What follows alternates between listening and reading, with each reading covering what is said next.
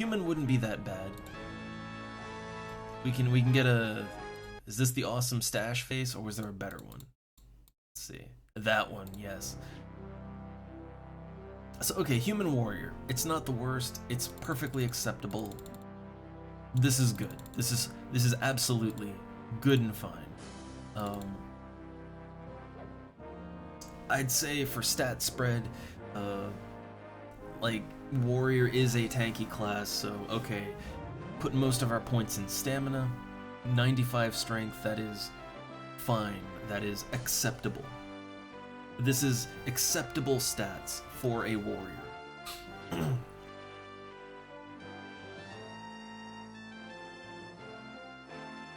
Again, because I cannot decide, so this is a good base point. Look, we might make new characters. We might, well, as we continue this immersion experiment, we'll probably play other games too. Like, we'll play other games and, you know, we'll see how the immersion experiment works out. You know, with the whole idea being we want to make interesting characters that have proper motivations and backgrounds, and we want to play them to that. And the numbers, like the stats should only support the roleplay. So we're kind of treating it like a tabletop game. Alright, so we have a human warrior. Get name. Well, the game says his name should be Poadhab. Poadhab. But I feel like we can probably do a little better than that. We can probably do a little better. Sorglon Kakaldor. Man, the random name generator's terrible in Everquest. Doradon, that is not bad. Like, that's not terrible.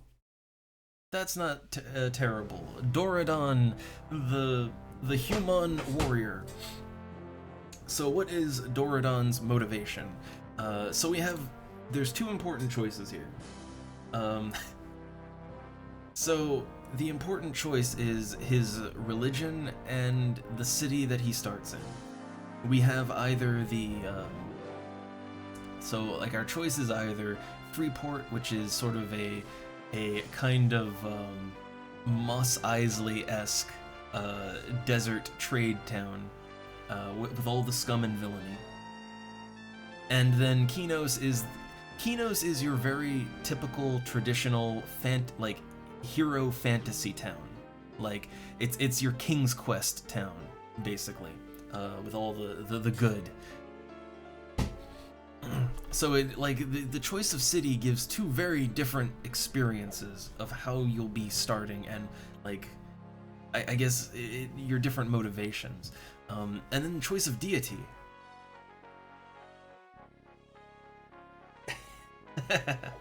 So, okay, here's one problem with name creation in this game. Problem is, you can only choose a first name. Like a lot of modern games they let you make a character with a first and last name. You can only choose a first name, and, you know, you have to hope it's not taken. And later at level 20, you unlock a last name. And then you can set a last name, and it can be whatever you want it to be. But you only get that at level 20.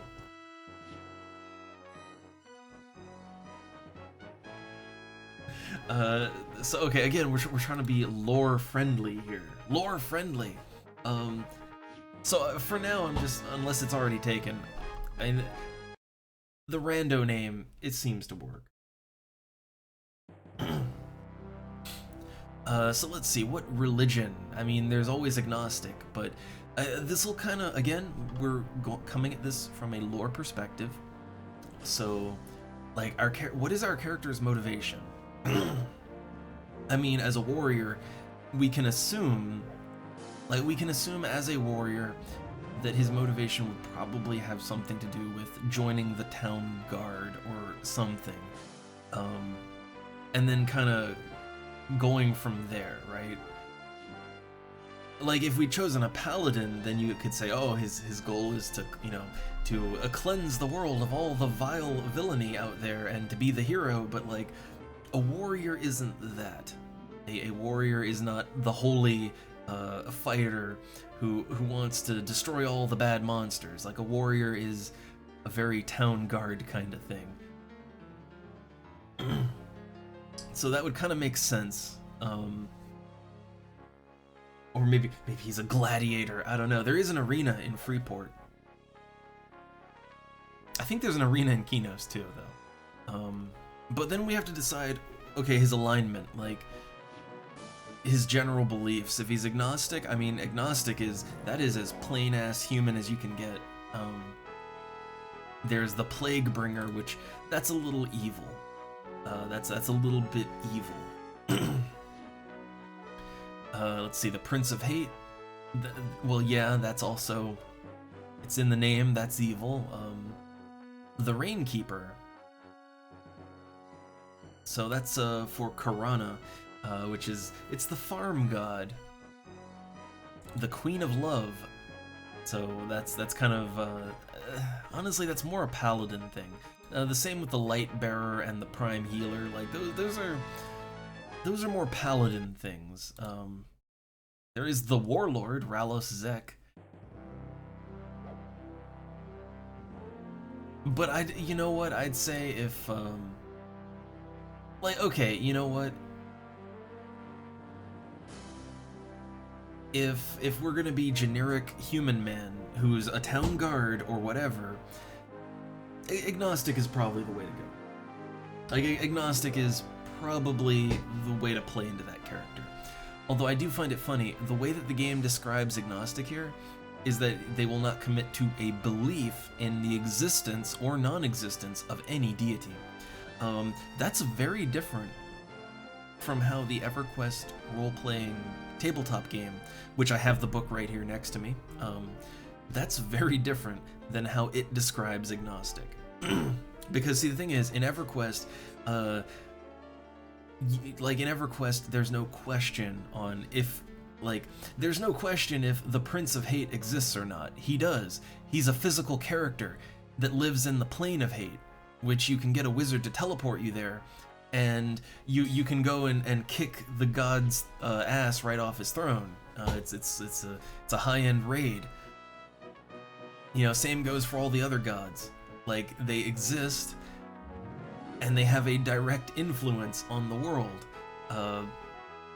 All of the creatures in the world were created by some deity, like, directly. So, it's not really, like, agnostic in this sense is not really about, like, it's not like, oh, I don't believe in the gods. It's like, they literally exist. Like, they just do. They're very tangible and physical things. You know, you can go say hi to them if you want. So agnostic, like, that doesn't really make sense. It's like you can't.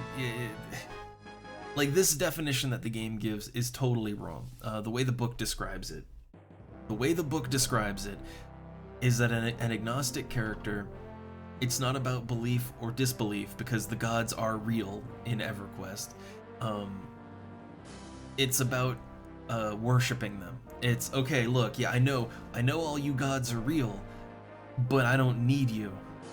All right, I'm not gonna pay tribute.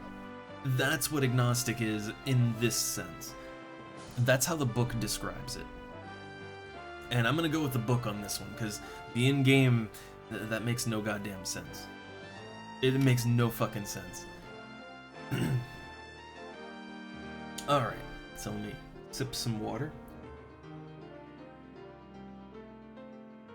And I think the only other decision we have to make is whether we want to start in Freeport or Kinos. I mean, if we're going on like an adventure or whatnot, Kinos would probably be the ideal start.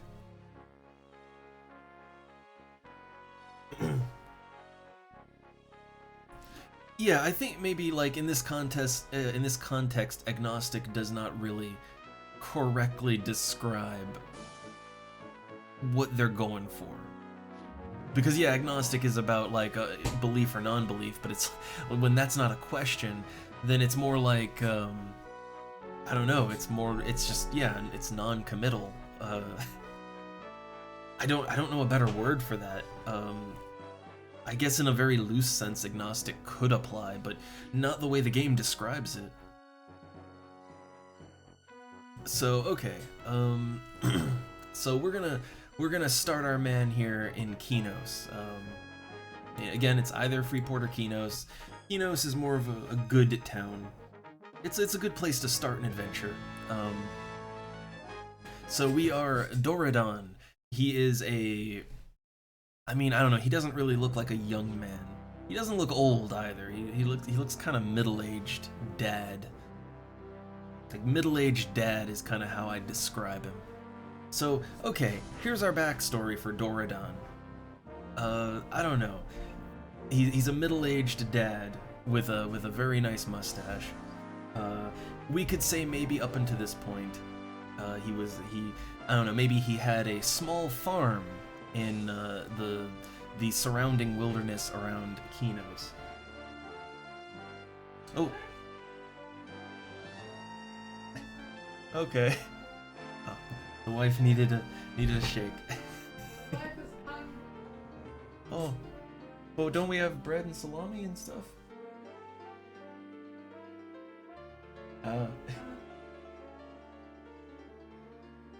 Alright, the hunger.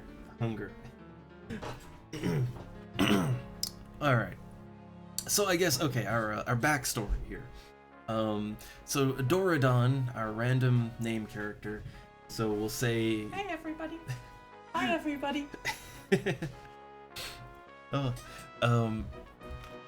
So we'll say, okay, he had like a little, a farmstead in I think the plains of Karana are the areas around Kinos.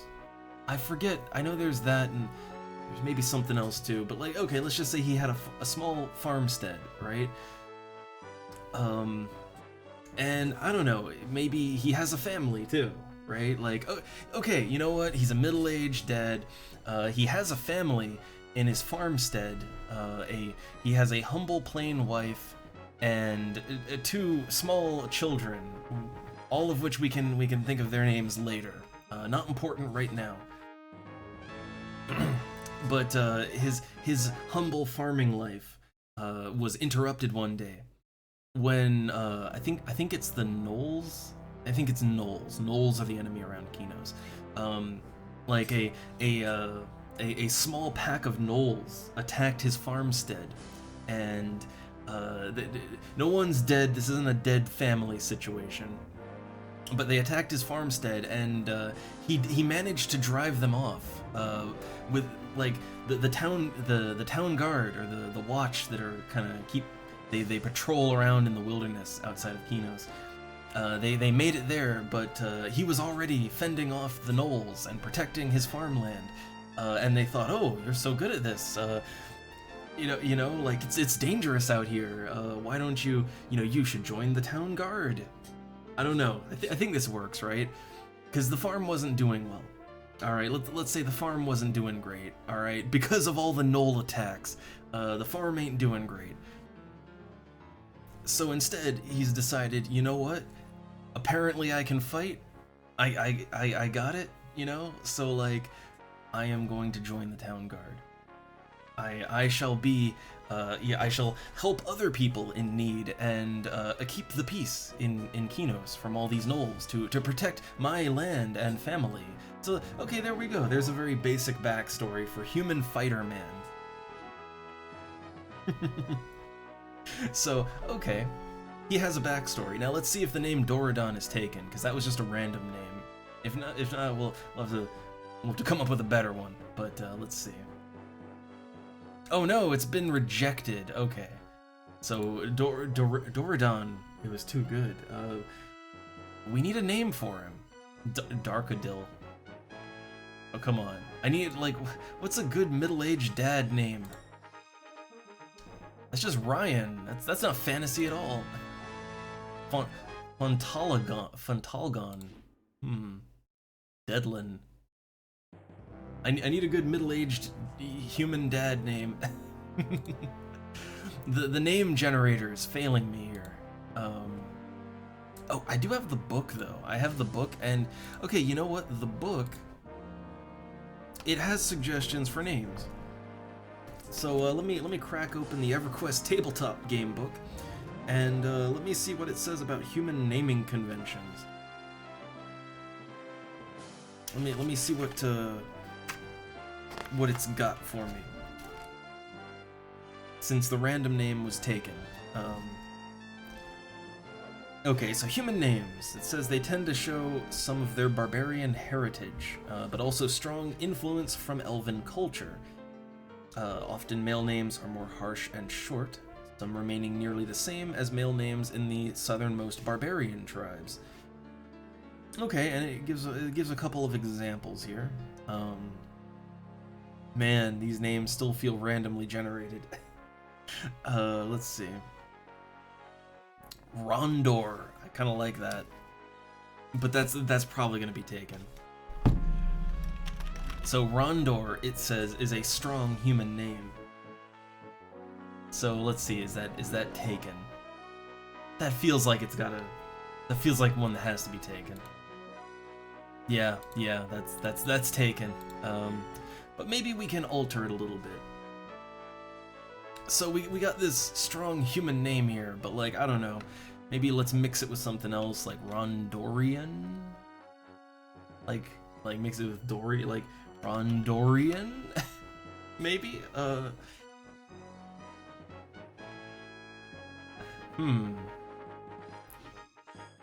Or, oh god, we could put like just change a letter, Randor.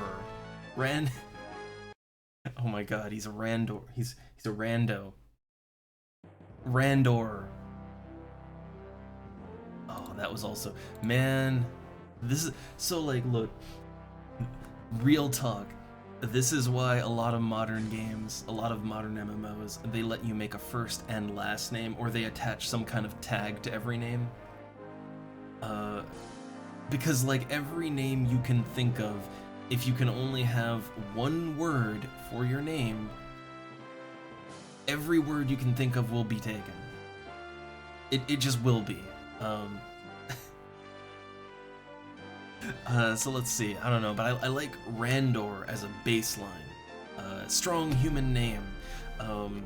So now let's add to it or change it a little bit, and maybe we can make this work.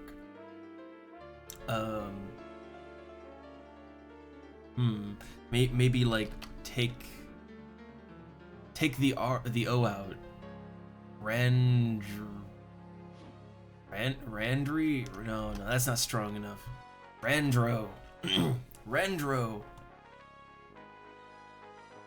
Oh, that is also unaccepted. Oh god. This is the hardest part. Oh my god.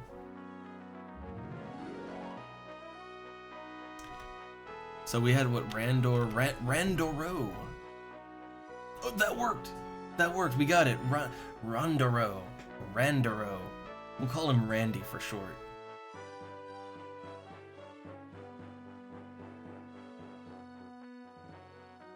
All right. We are in game.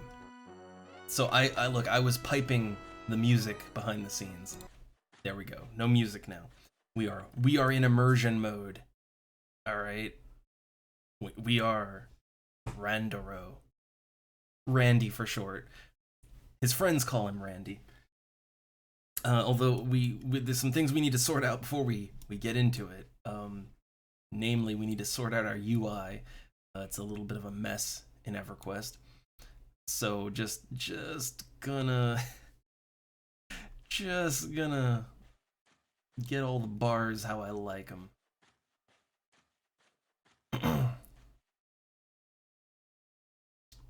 Okay. Let's see. Camera angle. What angle do we want to play at? You don't want to play this game in first person. You just don't. I think this works. It's a little weird, but it's a little bit weird, but it works. Is this just a black, like, okay, just lighting. Okay, so we started here in, it looks like a tavern. Let's see, what are our, again, let me just, everything. Gash Flockwalker, look at him just coming on in here. This half-elf. Okay, so let's see, so people are, like, NPCs are speaking. Apparently, Trumpy Irontoe, apparently he needs to drain the dragon, if you know what he means. Oh, Trumpy, you are one sick little man. Know you love me. Huh. Okay.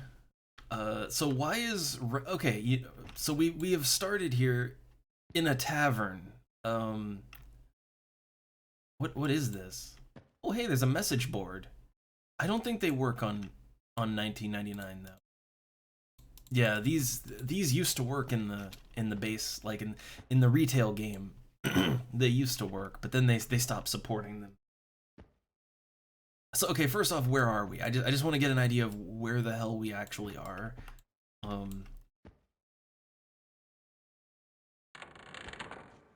So okay, we are in South Kinos. We started the game at the Fish's Ale. Alright, so we can assume that Randy, you know, after leaving his farmstead, he was given, we should have a note actually. Yeah, we were given a recruitment flyer, which, let's take a look at that. Enlist today. The Steel Warriors are looking for strong, able men to help defend the great city of Kinos. Take this note to Eben Strongbear and join our cause. So, yeah, the town guard thing works. Warrior is kind of a town guard type of class. So we got this note here. We have to take it to Eben Strongbear. I have no idea where he is. But we have left our humble farmstead. All right. This book, we don't need that. We got a little look, we got a little light. Got a little light here. I guess I'll wear it. Just, yeah. So we left our farmstead with some milk and bread cakes and the old family sword. You know, it's Grandpa's short sword. He fancied himself a bit of an adventurer. It's a little rusty, but we held on to it over the generations. And we took that from the farmstead because we might need it. It's dangerous out there. So go ahead and equip our sword.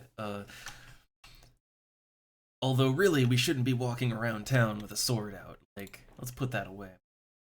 We'll say it's slung over our back for right now. So we got this note, and Randy he's thinking about it. The thing is, Randy's not sure if he wants to begin his new life as a town guard, to leave behind the humble life of farming. I mean, you know, the farm is... Oh, the soil is just completely infertile. It's terrible. The family is hungry, so he needs to make some money. You know, he needs to make that money, and, well, apparently fighting is something he's good at.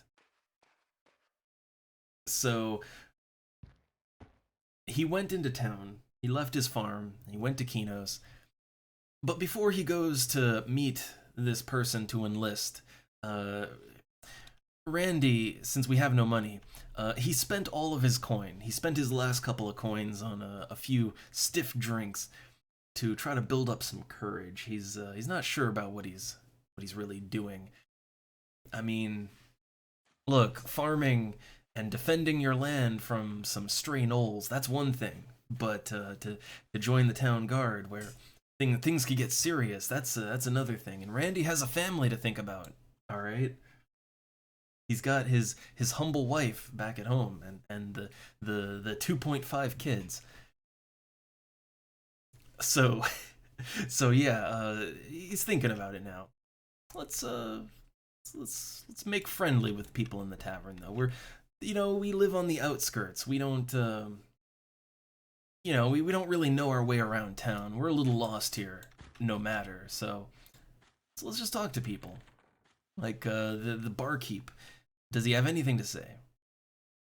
Ah, so hail, barkeep.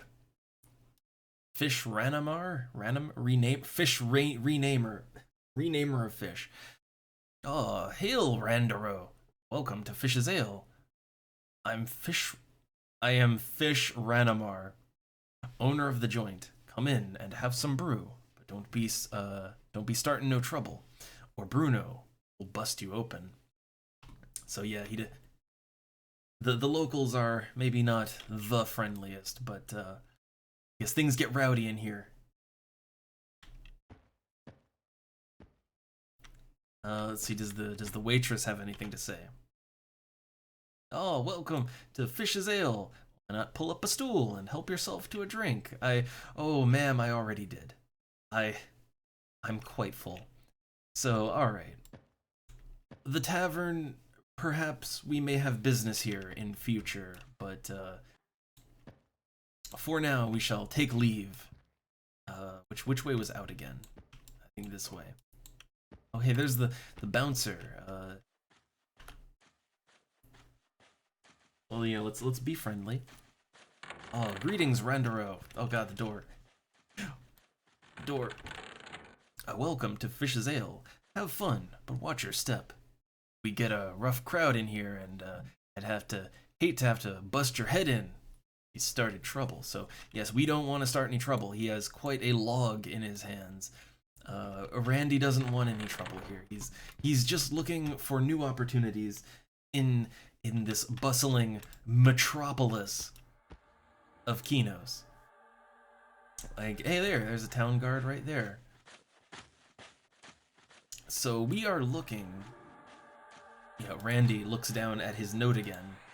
That he unfolds it from his pocket. Enlist today, Steel Warriors. We're looking for the Steel Warriors and a man by the name of Eben Strongbear. So let's see if we can find him. I have no idea where I am.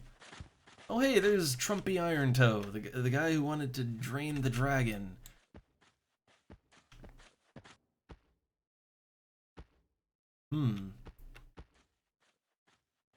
So this is the Port Authority. I guess it leads to Otis. Which, real quick, let's sort something out here. We have a skill menu. We do. I wonder, is bash something I can use? I don't think it is. I don't think we can bash. We'll see about abilities. We'll see about that. I just need to sort the UI real quick before we get into it proper.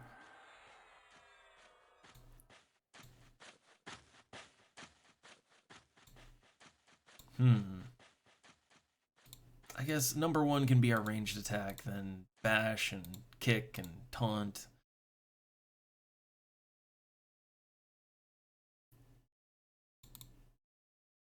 Alright, we have a button on the right to sit, so we don't need that on our bar. But there's something really important that we need on our bar. And that would be two things, actually. One is bind wounds. That's really important. And two would be sense heading. These are just skills you need in this game. But Randy's not going to be very good at either one. If Randy tries to sense heading, he has no idea what direction he is facing. So he has no sense of direction at all. He's completely lost. There's a gigantic ship here. Oh my goodness, is that big? Oh wait, is that? Oh goodness, it's so big, it's clipping through the walls. Oh. That boat is too big. Man, the big city sure is strange. So Randy, he needs to find this Ebonheart Man, this, again, he looks at the note in his pocket. Eben Strong Bear, right. Okay, Eben Strong Bear. Steel Warriors, so... Yeah, again, Randy doesn't know where anything is, so he's gonna look around. Alright, our number one priority after coming in from the countryside is just to kind of get our bearings and to find, you know, we spent much too much time in the bar. Look, if we're not gonna have the courage to join the town guard, we're never gonna have it, so it's time to do it. There's a suspicious looking sewer rat over there. It doesn't seem to mind me, but looks dangerous, and, well, look, we're just a nobody right now.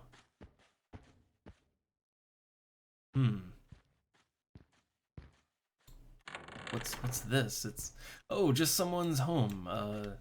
Maybe? I don't know. But we shouldn't be there. Maybe one day we'll sell the family farm and move into the city, but right now we're just feeling out the possibilities.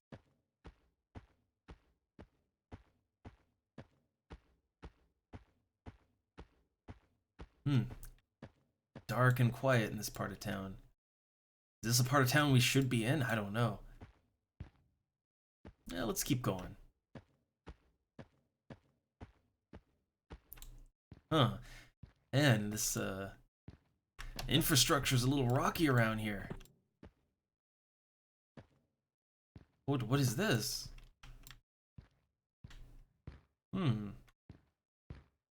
Huh. Is this some type of dungeon? What? There's bones everywhere. Oh no! Oh no! This is some type of arena. This is not where Randy wants to be. Who are you? What is this? What have we here? Perhaps a future Eben Strongbear? Ooh, I know that name. A member of the Steel Warriors?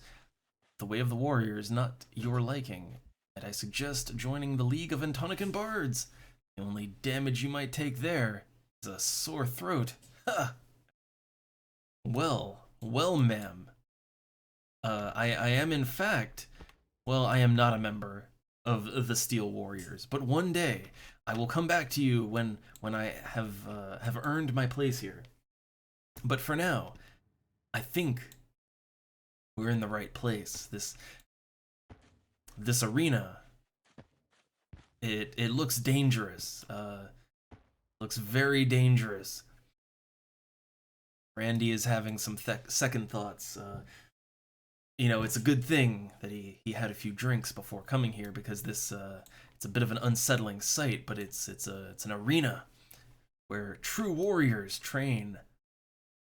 Is this the path for Randy? He's not sure yet. But let's look around. Where does this go? Can I climb this? Oh, what? Oh goodness. Oh goodness. Oh. Oh, climbing's a little weird, but I can do it. Okay. What am I doing? Where am I going? And why? Oh my goodness. Look at that bear. That massive bear with a little bit of a glitched jawline there. Oh goodness. These are real men here in this arena. Why, he looks quite distinguished. Look at that armor.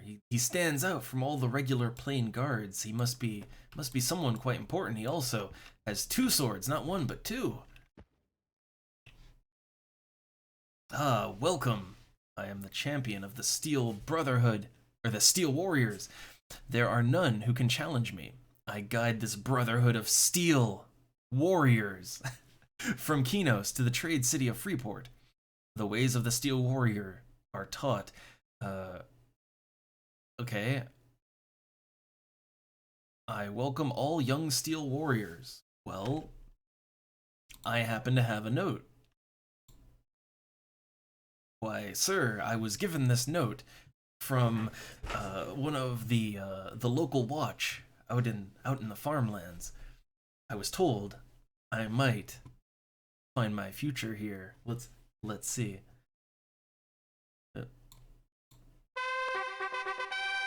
Oh, I love that sound.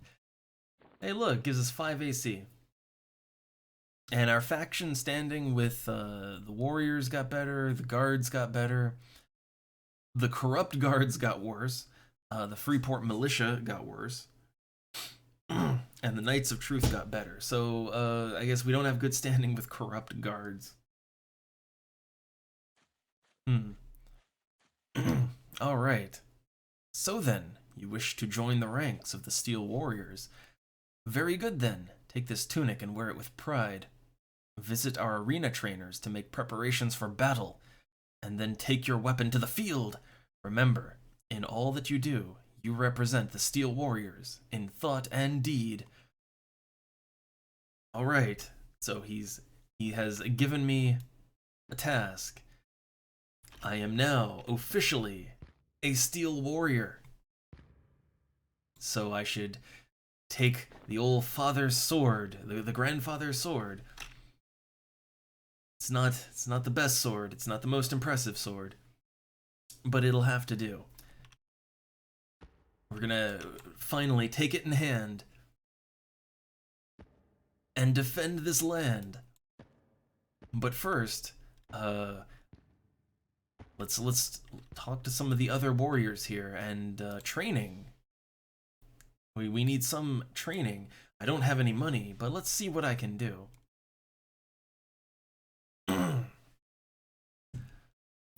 So let's see. Oh, so we do get some abilities. So we get bash at level 6, dodge at level 6. Okay.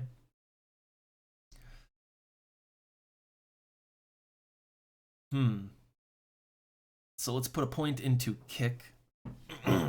Like, kicking is something we can do.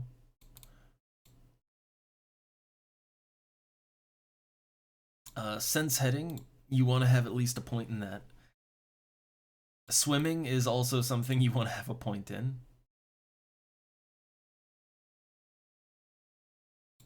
Alcohol tolerance, because, well, again, Randy likes to have a drink every now and then. And taunt.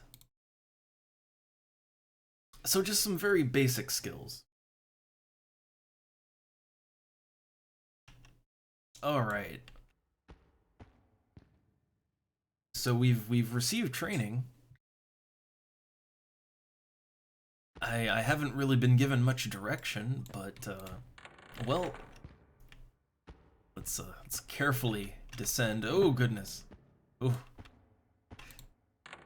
There really should be some stairs in here. Okay, so our only given task is to take what we have just learned and defend this great land to represent the warriors of steel. I mean, we only have our stubby little sword here, passed down through the generations. It's got a fine coat of rust on it, but it'll have to do. So we are still very unfamiliar with this town, so let us wander around, try to... the grounds of fate. I guess we went in the back door. We didn't... Oh goodness, very intimidating. It's a good thing we didn't go through the front first. So, where can we defend this land? I guess we look around for adventure, look around for who needs help. Goodness, it's dark.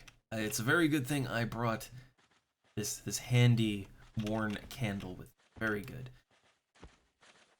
Is this a back alleyway? No. Oh, I see. This is where we were earlier.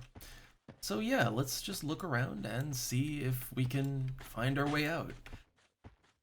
Or find anyone that needs assistance.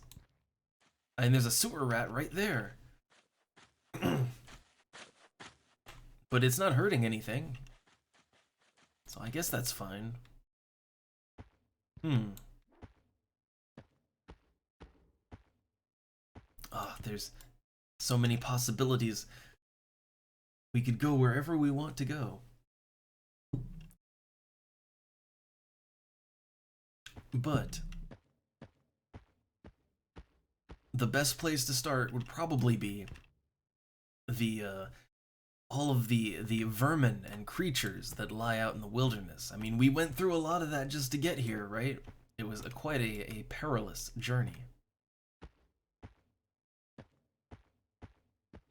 But there also might be people in town that need help. Oh goodness. Oh, such devilry. The city has it has many wonders. But that is not our concern, all right? We are here to protect the land. We have a goal, we have a mission. And as our fellow guards are just patrolling around, we should also have a look around. See if anyone might need assistance. And if not, then we will go to the wilderness and prove ourselves in combat. So hail, good inn wench. Ah, hail, Randero. Are you just visiting Kinos? We have plenty of rooms available. Or, if your throat is parched, you can always visit Aaron in our pub. Alright, well that's nice. They have a pub here, huh? Sissy Huntlin, huh? Do you need assistance? Ah, hail and welcome to the Lion's Mane Inn. I'm Sissy, and I'll be happy to help make your stay a comfortable one. Why not visit Aaron in the pub? Everybody seems to speak very highly of this Aaron or Iaron. Where is the what is this? They have quite a lot back here. These are very humble, very humble furnishings. That's their room. I won't. All's clear. Just passing through.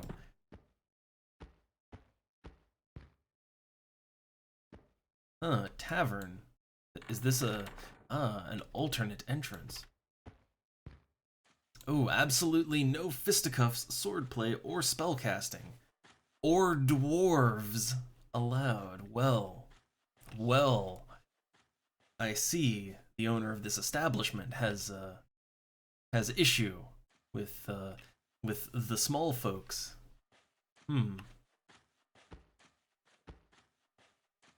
Well, I will talk to Aaron over here, and perhaps he needs some assistance. Hail, and welcome to the Lion's Mane Inn. Finest lodgings and ale available this side of the Kuranas. Pull up a chair there, or head over and speak to Tessia around the corner, or around the front, if you're looking to stay overnight. Okay, well, I'm not. I don't currently have lodgings, but I also have no coin, so for now, all I can really do is perform my duties as a town guard. This man doesn't seem too conversational. Well, doesn't seem like anybody here needs help. Just doing my rounds.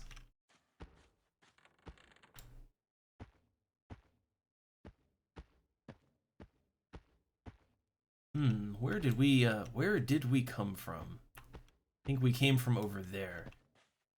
What's over here? Fire prides. Ah, this looks to be some blacksmith. One day, perhaps we can, perhaps have our grandfather's sword reforged, or retire it and find something a little bit better. But again, we have no coin. Oh, this city is so large. It just keeps going. Kino's hold. What is this? Ah, it is a hold for money. Ah, yes. well, the family bank account, it's not doing so well. So, fortunately, we have no business here. Ooh, this place has a strange aura about it.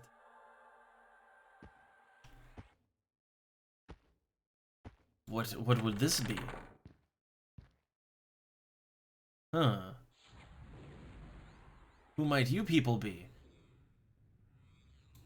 Well, it looks like they sell herbs and other such arcane items, but again, we have no business with that.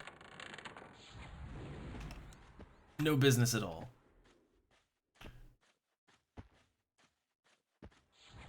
Hmm.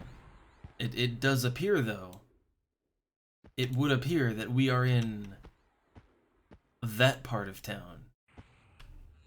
It would appear we're in the Wizard Quarter, which again, that has nothing to do with us.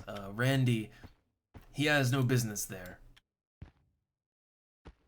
We're just simply doing our rounds and trying to find our way to the nearest gate to the wilderness. Randy is rather easily lost. Again, his sense of direction is completely poor. It's non-existent, really.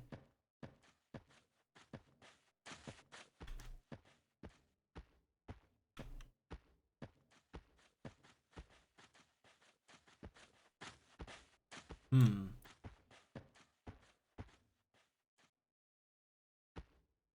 Let's see, is there anything over here?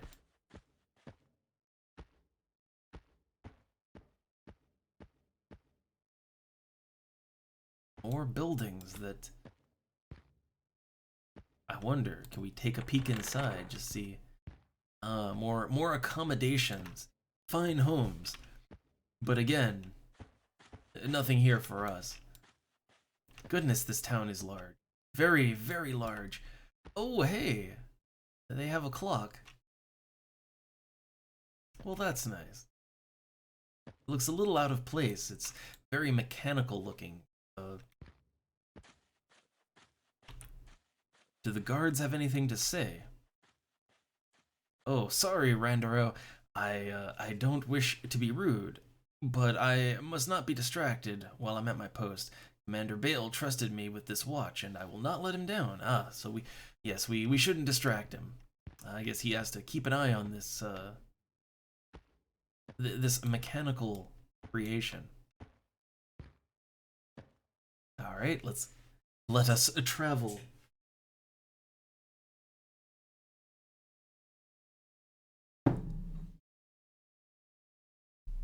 Alright. We arrive in North Kinos. We were in South Kinos. Oh, the city is just, it's just too large. There's just too much activity here. What is this? The Temple of Life? Well, Randy's never been a religious man. He's a simple, he comes from a simple stock. He tends his farm, protects his family, and he doesn't know too much about those deities and whatnot. That's not really his thing. There's a few establishments here. That's nice. Oh, the winding streets just continue. Oh goodness, what is this? A murder. Like a crime has been committed in this city. There's just a man with a skull on a stick just standing here. It's looking ominous. With over two bodies. I have no idea who these people were, but or who killed them. Perhaps this man, but well, the other guards seem to take no issue with this, so I can only assume. I can only assume that someone has already been called to investigate this matter. Again, I'm just a simple town guard. It's not really my duty to look into that kind of thing, but As long as there's nothing happening right now, I guess it's okay.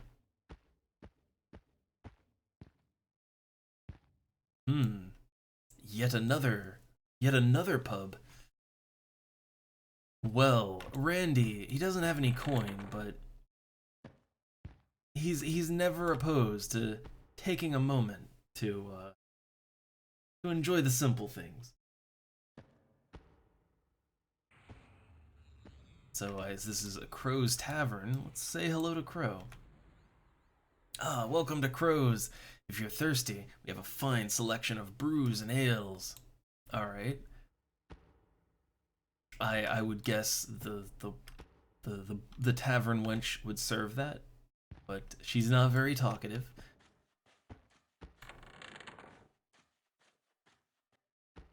There's a few other guests here. The friendly club-wielding bouncer.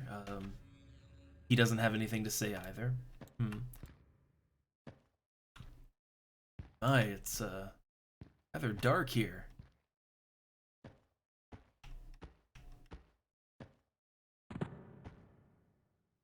They really should have some torches up there. It's a hazard, just stumbling around in the dark.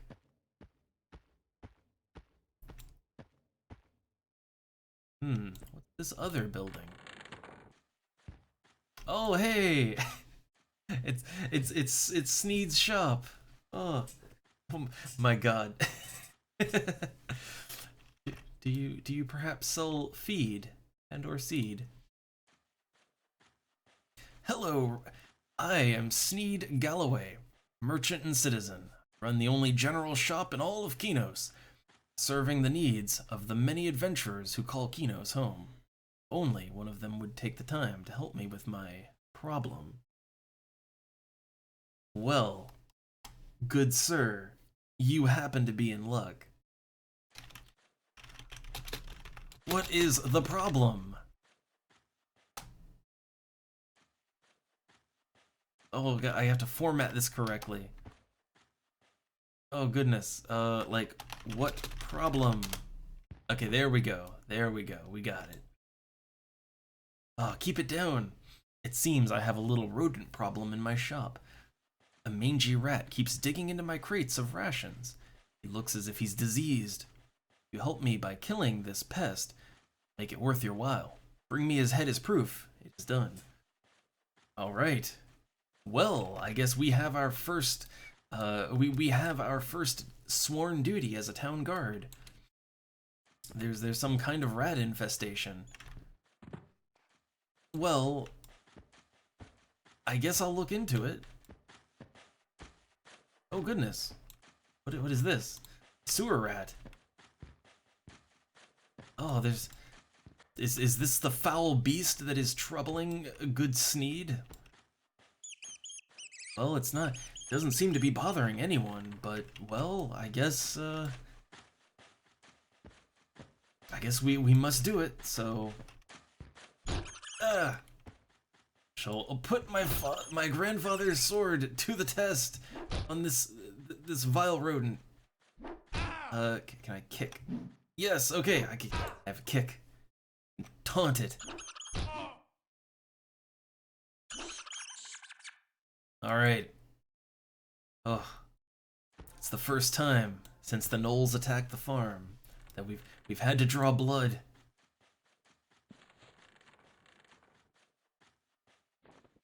Well, he said to bring the head, but I just see some meat and an ear. Nothing that really looks like nothing that really looks like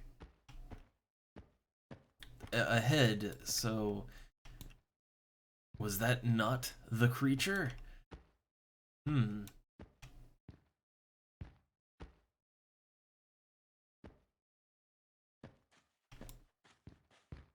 Well, perhaps not.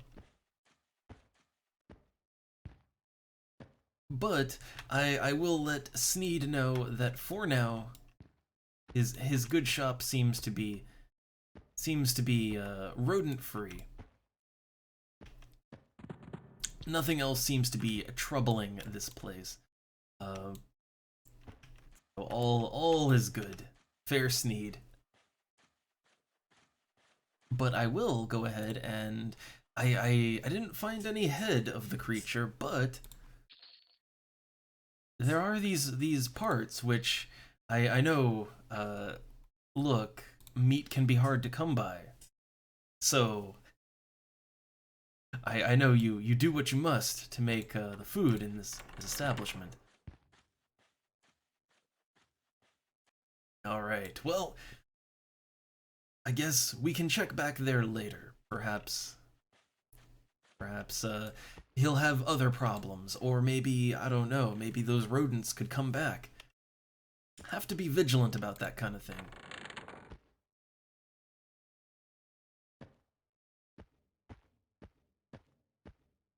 All right, let us continue. Now, where did we come from? Did we come from here, or... I'm trying to remember which way we came from.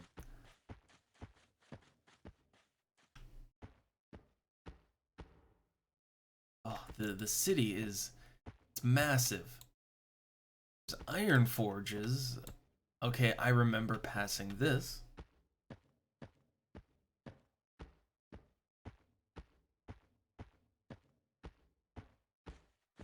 Ah, we found it. Oh, goodness. Oh. Oh. I see people need help here. The wilderness is, in fact, a dangerous place. I wonder if any of the guards might need a little help. So, hail, fellow guard. Hello, my name is Heslin Nur. I am a member of the Kinos Guard, serving the will of Antonius Bale. Anything or anyone trying to get into Kinos has to go through me first. I sure love it when those dirty saber-tooths try. Nothing is as gratifying as the death wail of a gnoll. Well, I don't know about that, sir, but I know that if any gnoll should approach me, I will dispatch it readily with my blade. Oh, good to see you, Randoro. Welcome to Kinos. My name is Genus Taurus. If you are looking to do some trading, I would steer clear of that Tubal fellow. He's from High Pass Hold, well known for taking advantage of travelers. I didn't even see this guy, but I guess I'll be on the lookout for him.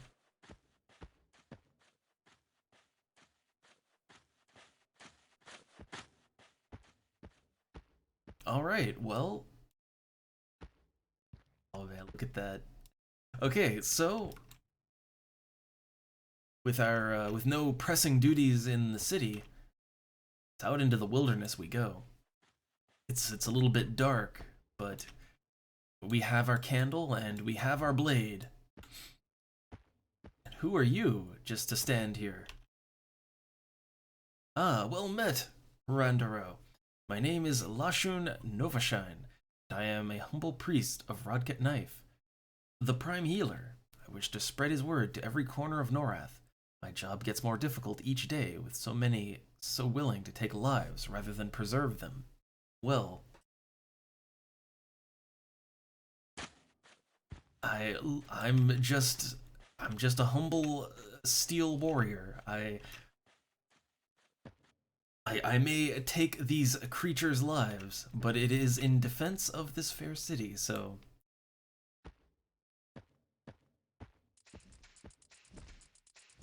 Oh, there's several animals out here, and they don't seem to really be hurting anything, but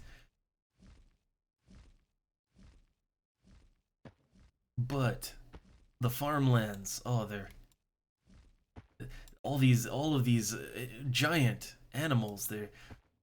One can't farm in peace out here, and what is that? A knoll! The sworn enemy of Kinos. We cannot tolerate this. It is way too close. Way too close. Ugh. Eh. Oh god, they're even stronger.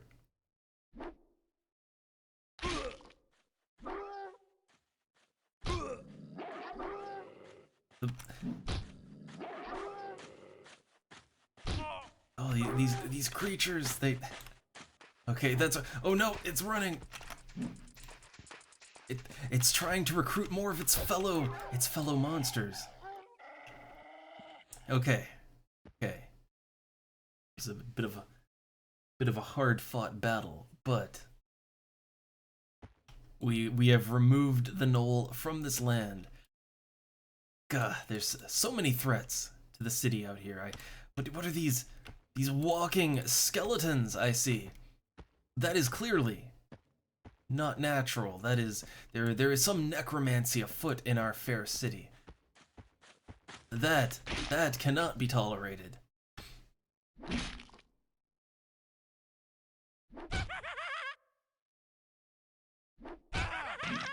Oh, the cackles. The cackles of these demons.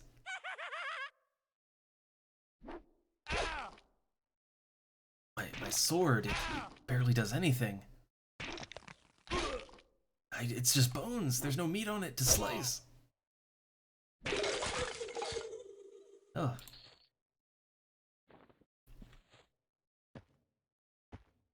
Well, I don't think anyone is paying me here to guard the city, but now that I've been given, I have been given ample room to practice justice, slaying monsters. I guess the spoils of combat are my pay, I guess.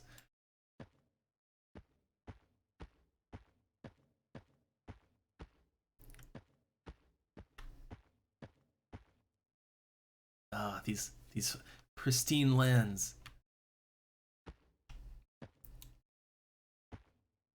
Spoiled by all these creatures that would come out of the darkness. And what is this?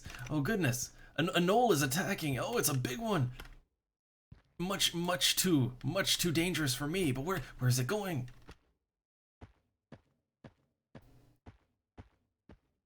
Oh, it's attempting to breach the gates. Well, my fellow guards, fortunately my fellow guards have the situation under control.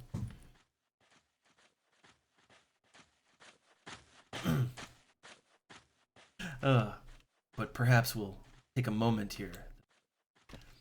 That skeleton, that knoll scout, they were quite trying. We'll take a moment, catch our breath. All right, the immersion run. I will say, take a moment here. Man, it is fun just kind of to play a game and not worry about the stats and all that. Just get into the game. Just get into the game and have fun. Also, I see we have robots in the chat. Let me hold on 1 second.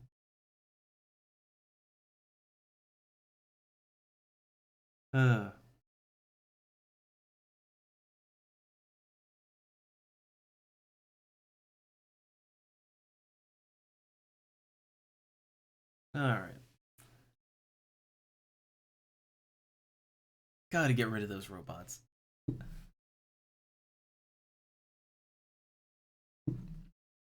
Alright, it looks like the sun is coming up rather nicely.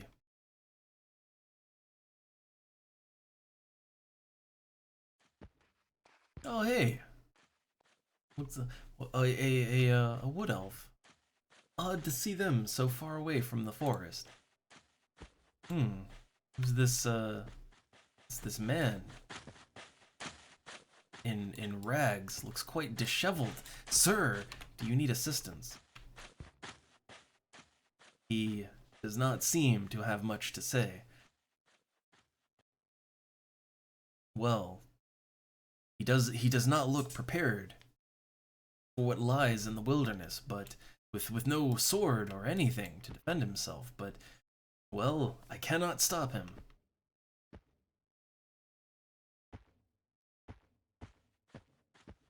So our duties continue. What is this? Oh, so many. The skeletons are just everywhere. What necromancy allows this? Why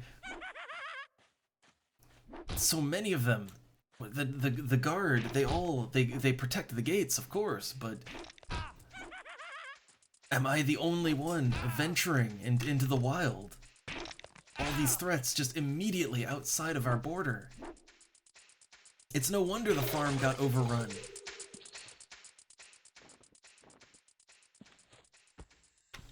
Also, woo, cracked staff. That's a good find. It's a very good find. So, alright, I guess the thing is, we've gotten into, we've gotten into our character, we've established a backstory for him, and why he's doing the things he's doing, which is most important. My thoughts on roleplay in games. Now we can take a step back. My thoughts are always this. You don't have to be 100% in character at all times, sometimes you just want to play the game, but you should always have a reason for why your character is doing the things they're doing.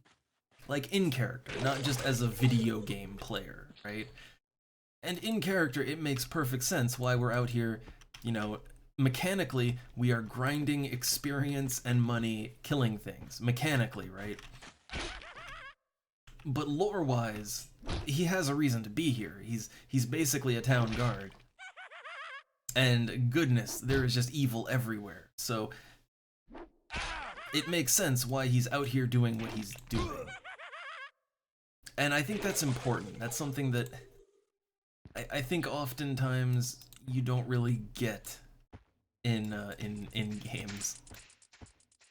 So now, now that we've established the character and we've established the role and all that, now we can take a step back and, well, we are still going to be immersing. We're just doing his duties right now, but we have time to talk, time to chill.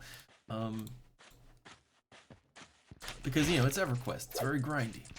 I should be kicking things constantly. I should always be using that kick. And the taunt. Should always be using both of them. But the thing is that I find a lot of games, like even games that have a story, like you take Final Fantasy XIV, right? That has a main plot, very linear, takes you right through it. But the thing is it's still kind of a stretch to say why your character is doing anything that they're doing.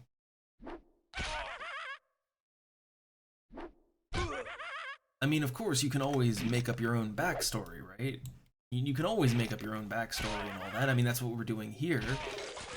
Uh-oh. A knoll pup. Uh-oh, we might be in trouble. Oh, this wicked creature attacked me while I was distracted. Oh! Feel stronger. Oh, that is it's a good day's work there. Randy is going to retire for a moment to his fellow town guards over here at the entrance. After slaying a few creatures and improving his technique, he finds that the creatures out here, they are quite deadly. He has suffered some injury, so he's going to retire into the city for a moment to catch his breath, maybe rest over here next to this box. There we go. Just take a moment. All right, but and man, resting is a great time to chat. But I don't know. I think of games like, say, Final Fantasy XIV or any modern MMO or just RPG, and you don't really have a whole lot of reason to be doing anything. And now take this and well, we're making our own backstory. But I think here's the difference. In a game like Final Fantasy XIV, while you do make your own character, your character is actually an established character in the setting. Like your character is the Warrior of Light, and they're following the main storyline, which is the story of the Warrior of Light. And it doesn't really matter that you custom created your own character, you know, with their own race and gender and all that, and you can play whatever class you want. It doesn't really matter because you are playing the story of the Warrior of Light, and that story is the same for everyone. Um, and when you think about it like that okay, you're on rails basically. Like no matter what you created, you are on rails, and you do kind of, you know, you're following a plot, and it's not a plot that you created. It is a plot that the game designers created. Um, in that context, you have to think like, okay, so the Warrior of Light, technically, you can do what you want to do in things that aren't related to the main plot. Like when you run around the overworld, I don't know, treasure hunting or fighting random encounters, the fates, or you go exploring, do anything, you kind of have to think, why would the Warrior of Light be doing this? And 99% of the time, you can't really justify it. There is no reason. An example is crafting and gathering. Like the Warrior of Light has a very specific storyline in Final Fantasy XIV. And okay, why would the Warrior of Light take a break from I don't know, like, man, there's so many threats. I don't know, the Garleans that are attacking, right? Why would the Warrior of Light take a break from fighting them to put on his chef's hat and go bake cookies? Why exactly would he do that? And the answer is there is no reason, and it's actually very out of character. But it would make sense if you are making your own story and your own character. But the problem is that you, like, in order to advance in any way, you have to do that main story, and you are playing a storyline, and there's really no way to justify, like, it's actually hard to make your own backstory because the game forces a story on you. Like, it forces a story and backstory on your character. You can pretend that doesn't exist, but it does. And like, that kind of thing takes me out of it. It takes me out of it a little bit. A lot bit, really. So that, just a quick thought while Randy's taking a load off. All right, let's get back up. It's a nice bright clear day. It's no time to be slacking. All right. Oh, that's a big one. I don't know about that one. All I have is this little sword.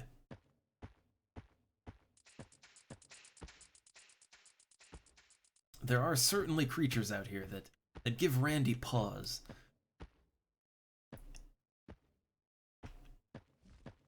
But Randy sees more of these foul necromancy abominations just stomping around outside of the city. And he will not stand for that. He will destroy every single one of them. Sometimes Randy thinks, maybe some other profession, perhaps if he has such a strong feeling against the undead, perhaps he should have joined the warriors at the temple, but it's too late for that now. And again, Randy was never a man of faith, so as much as he has a distaste for the undead, he is not yet willing to submit to a deity, to become some kind of a holy knight.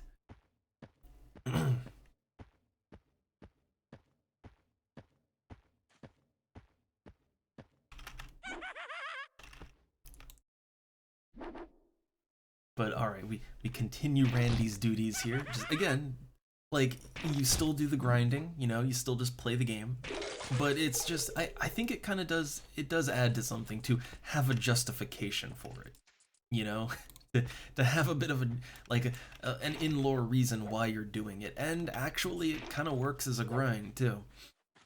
Like if we are a town guard, then oh no, if we are a town guard, then keeping the city safe that's part of our duty, and that's a duty that never ends. So like this is Randy's day at work. Makes sense.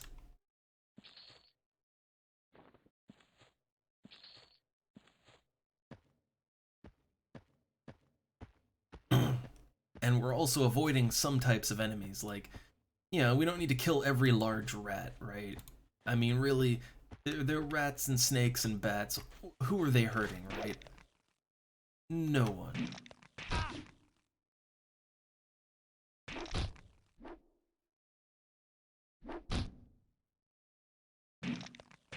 We're getting better at kicking. I don't know if the damage, like, I don't know if the damage from kicking ever gets better, but it is nice to have an extra attack. That is nice. I always thought Warrior could only auto attack, but they do get some additional physical attacks. That is nice. As weak as they may be.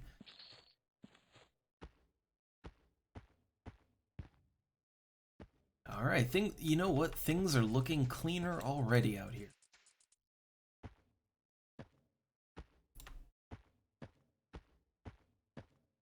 Is that a knoll off in the distance? Why, yes it is.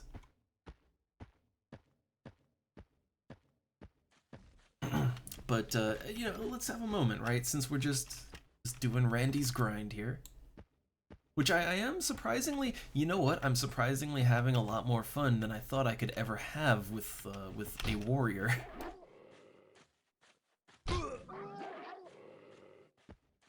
Like, I never thought a warrior could really be fun in Everquest, because it's just an auto attack class, but you know, when you contextualize it and you give purpose to it, no, you can make it fun.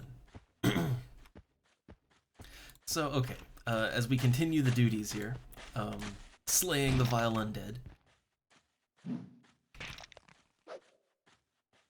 which perhaps we can get better at this, and with all of our the spoils of combat, perhaps we can find some better equipment to dispatch the undead with.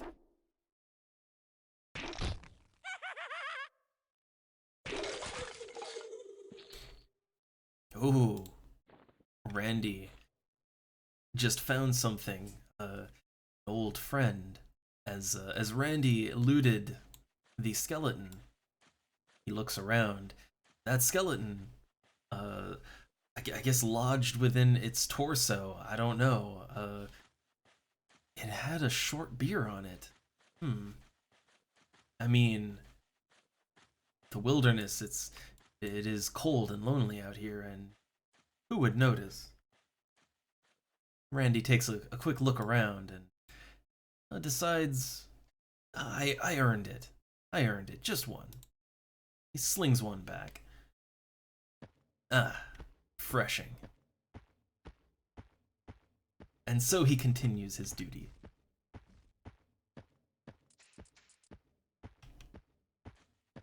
But alright, so yeah, I don't know, like, I think when it comes to immersive play of a game, which doesn't necessarily equate to role-playing, but it can, it kind of flops in between. I think it's easier to do this sort of thing and to make it fun in games where you have to use a little more imagination. Ooh, pair of gloves. A pair of cloth gloves, nothing fancy, but the guard certainly don't seem, they only gave Randy this tunic, they don't really seem. I guess there isn't much of a budget to go around, so I guess Randy will have to find his own equipment.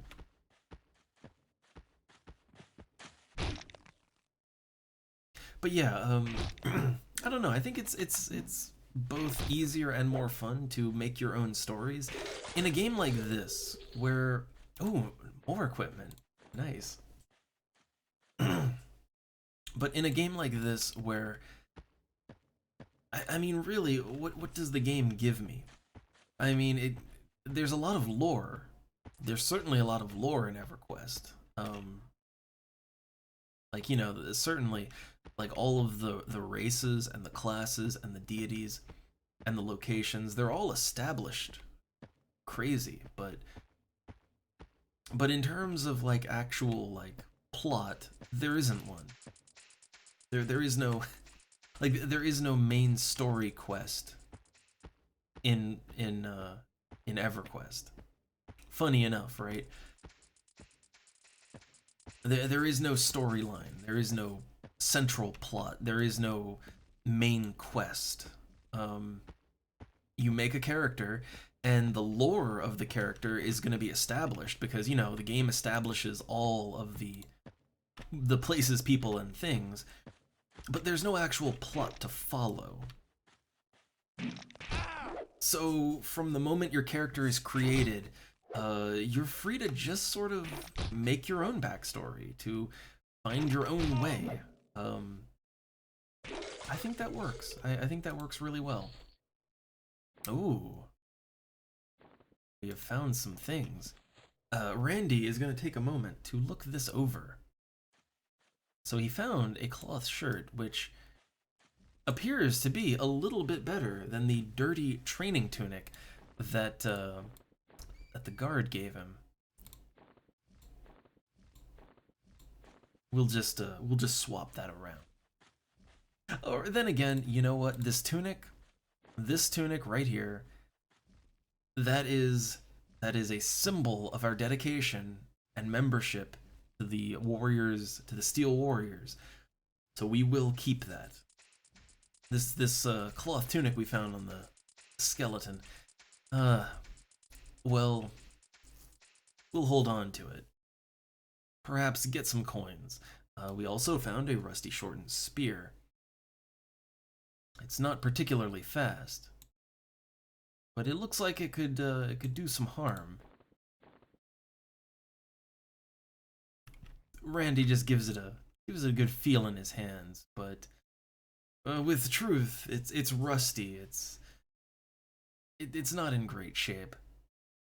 So Randy he'll stick with his family sword. He has a fondness for it anyway. But all these items, perhaps he could sell it to merchants in the city, and maybe it could find an owner that needs it more. And as such, Randy realizes that, oh, carrying quite a lot. And there's a fine bottle of Kalish in here. Oh, these skeletons, they have such strange things, but, another bottle. I mean, who would mind? Who would mind? Who would notice? He just slings back another one. As always, quite refreshing. But because Randy is noticing, he's quite overburdened. So he's going to take his looted gains back into the city, and see if perhaps he can look into upgrading his situation to better equipping himself for the challenges ahead. Oh hey, we have an input. Well, welcome. Well met.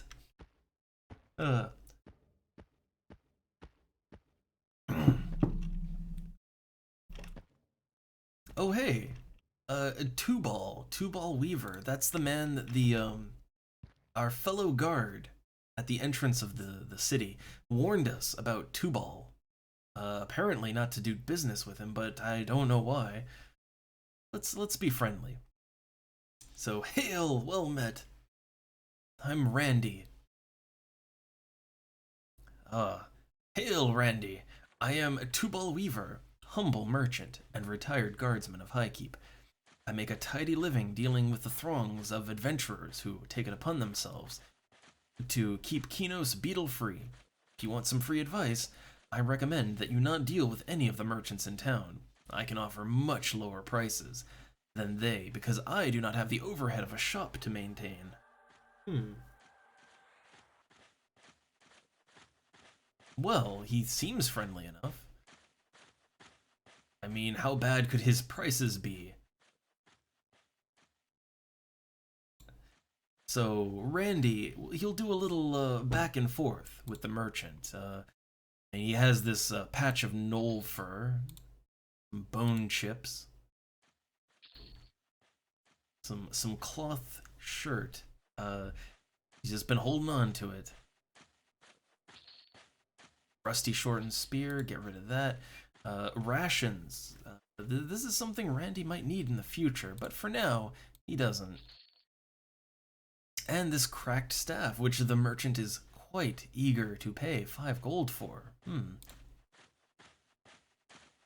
But Randy will also take a moment to look at what the merchant has for sale. He has some items for the everyday adventure, although, as Randy, he needs some bandages too, and a backpack. He notices the prices are so high. And, why, this is the same type of staff we were just willing to sell. 2.5 platinum. Why, sir, you only offer me 5. 5 gold. Why, these prices. These prices are just, they're outrageous. No, I see why the guards warned me. I see why they warned me now. So we're going into town, and let's do business with our good merchant friend Sneed. We helped with his rat problem earlier.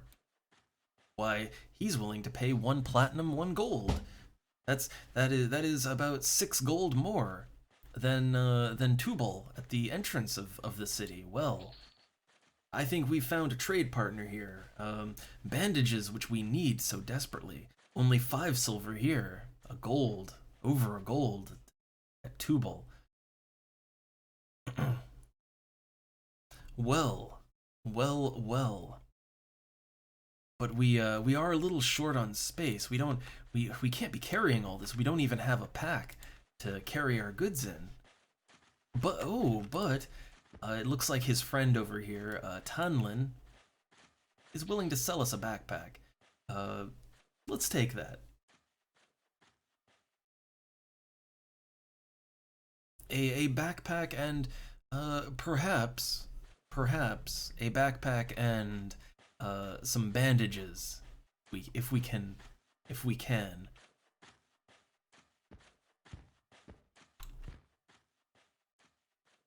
So I will purchase. There we go. That's most of our money right there. But bandages.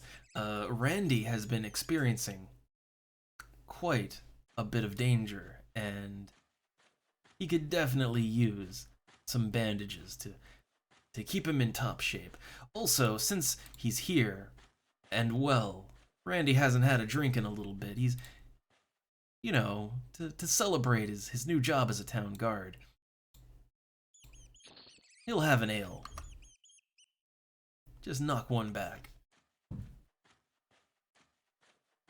And while Randy's here, while he's here and doing business in town. Oh, at first, let me just put bind wounds on the bar. That's one you're gonna use a lot. Okay, Randy hears some skittering coming from upstairs and can't help but wonder. Oh, there's a mangy rat running around. It looks disgusting, much worse than the last rat. Clearly, the pest problem continues. So Randy, now that he has some experience, now that Randy has, he's tried himself in the field, so he's gonna help with that problem. And this one, he cuts the head off of because, well, this might be the rat, or at least one of them, that that Sneed was complaining about. Alright, Sneed. Hail, Sneed. I think I've solved your rat problem. At least for today. Yay! And, oh, he gave us a flask of water. Nice. Faction went up with Antonius Bale, Coalition of Tradefolk, Merchants of Kinos, the Guards of Kinos. The Circle of Unseen Hands got worse. But, he rewards us. Good work. I knew you were the person for the job. A regular rat slayer you are. Here's your reward as promised. But, be sure you keep this between us. Alright, we solved his rat problem. For now. Always good to feel like you're doing good work as a town guard. Well, we've got fresh bandages. We've had a little celebratory drink over our first patrol, but a guard's work is never done. Well, let's get back out there. There's always some foul necromancy creation or some gnolls stalking around in the wilderness. Gotta be vigilant about that kind of thing.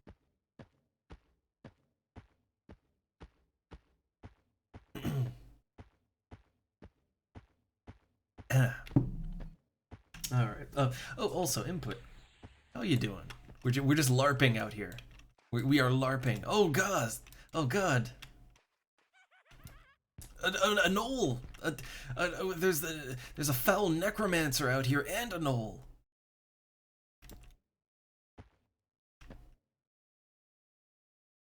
But he seems to be running. I would guess our fellow guards at the gate will probably help this man.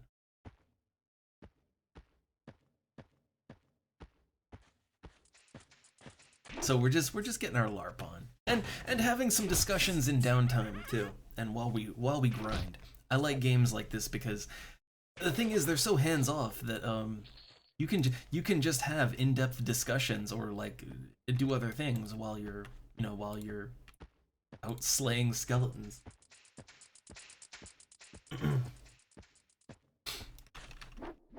Oh god, another one.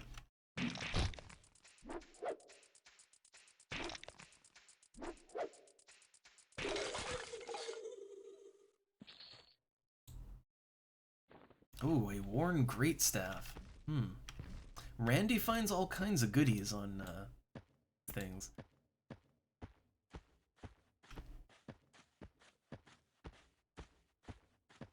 Slowly, we're making this land safe. But yeah, also, we have some discussion too about games and stuff while we're LARPing, while we're it's part of the immersion. Like the immersion is we are Randy, the town guard, coming into the city of Kinos from his humble farmstead with his humble wife after it was attacked by gnolls. And so he's just here trying to make the farm wasn't doing well and it was always under attack by gnolls. So he's trying to make a new life for himself here in the city and make a little coin too while he's keeping things safe using his grandfather's sword. We have quite the backstory for Randy.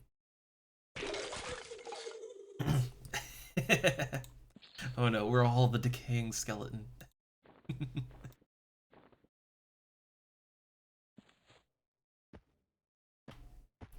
But I have managed to create a backstory for the most basic type of character, the human warrior.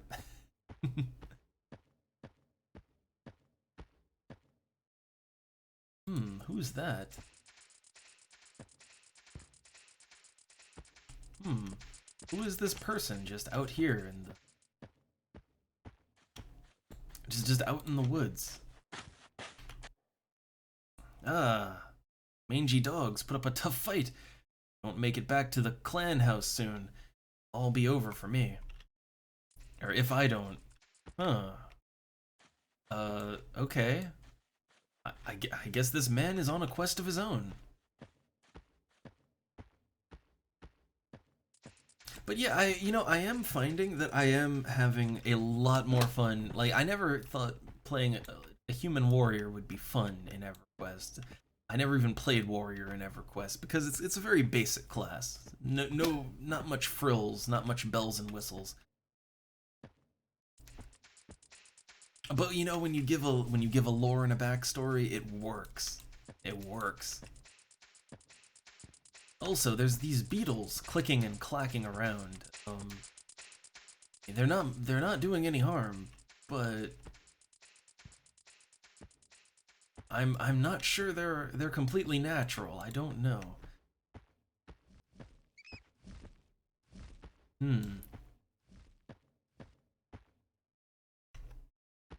And fire beetles and oh, there's all these things.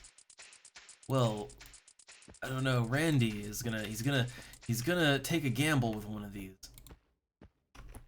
because he does need to prove his skill and might in combat.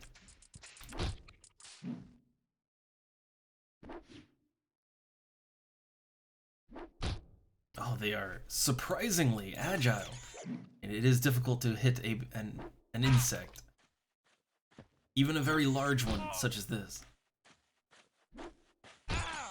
Oh, hail, good citizen. I guess she's just on her way. All right, we have bested it. Not too bad at all. Not too bad. I think we can handle these. So yet another foe that we must conquer.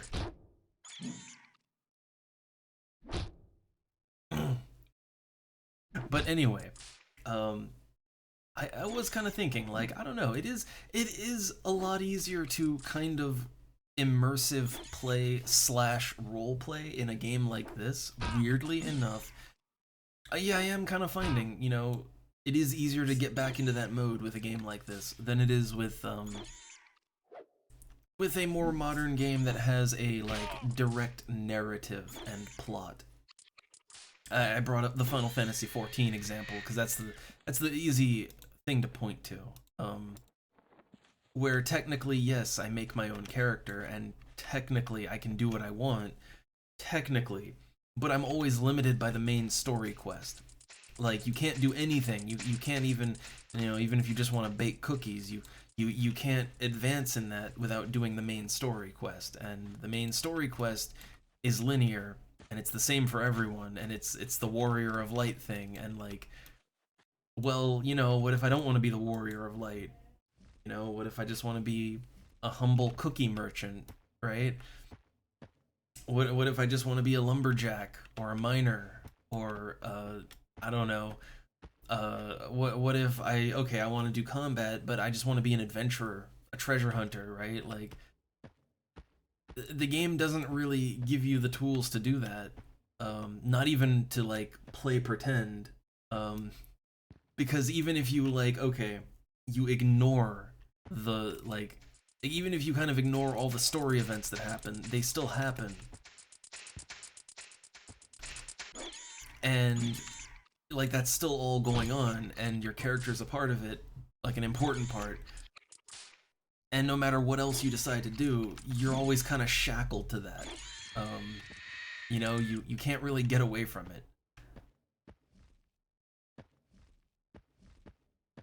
Even if you would like to kind of pretend and make your own backstory, you just can't, not really. Also, oh god, that knoll is just speeding off.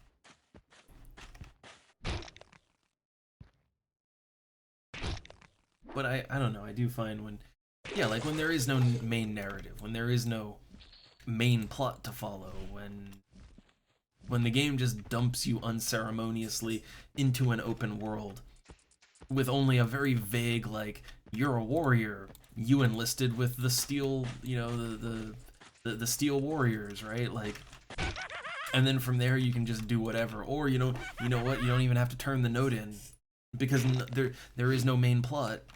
Like nothing is plot dependent. I feel like when a game treats it like that, I mean, the thing is, I can just make up my own narrative in a game with a narrative. But the thing is, then I'm fighting the narrative. Like if that, I don't know if that makes any sense. But in a game like FF14, where it has a plot, and you are a predefined character in that plot, you can choose to ignore it, and you can choose to make your own backstory and all that. But basically, at every step of the way, you are actively fighting the narrative that does exist, and that you are on, whether you want to be on it or not. And I think that really does take away from the roleplay factor for me. Because it really does make you feel like you're just being the asshole that's like ignoring the story and making stuff up. It kind of gives you that feeling, you know? Whereas with this, there is no main plot. Like, I mean, it's literally just you have a note saying, hey, come join the Steel Warriors, and I could just throw that note in the trash. You know, I could just throw that note in the trash and never follow up on it. But even if I do, like, it's so loose and there is no plot. Like, I'm still free to kind of make my own story and make my own character and do it the way I want to do it. And I think that's really important. And I don't know, it's weird. It's kind of weird that the lack of something, like the lack of something creates more possibility. It's weird because you wouldn't think that, right? Maybe it's just me. I don't know. Maybe I'm the only one that thinks like that, but I just know I am having quite a bit of fun. Like, now that I've made up my story for Randy here, you know, I've made up his plot and backstory, and a reason for why he's out here killing giant beetles and skeletons and gnolls. Like, now that I've done that, like, the game is a lot more enjoyable than if I just, I don't know, made like a min-maxed ogre warrior with max strength and stamina, and just went around slaughtering everything all willy-nilly, doing whatever I feel like, completely ignoring any kind of lore or continuity. I feel like this works out better.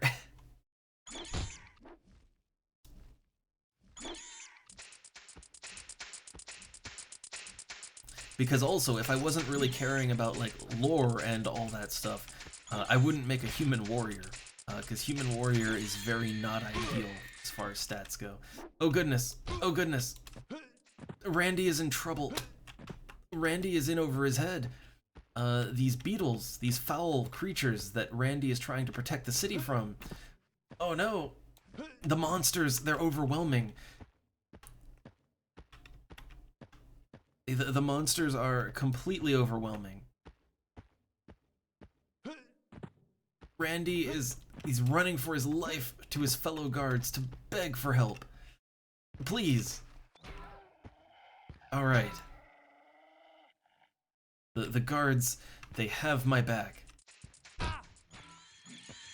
Oh. Randy needs a moment. That was a little bit intense. Randy's gonna take a second to recuperate here. Oh.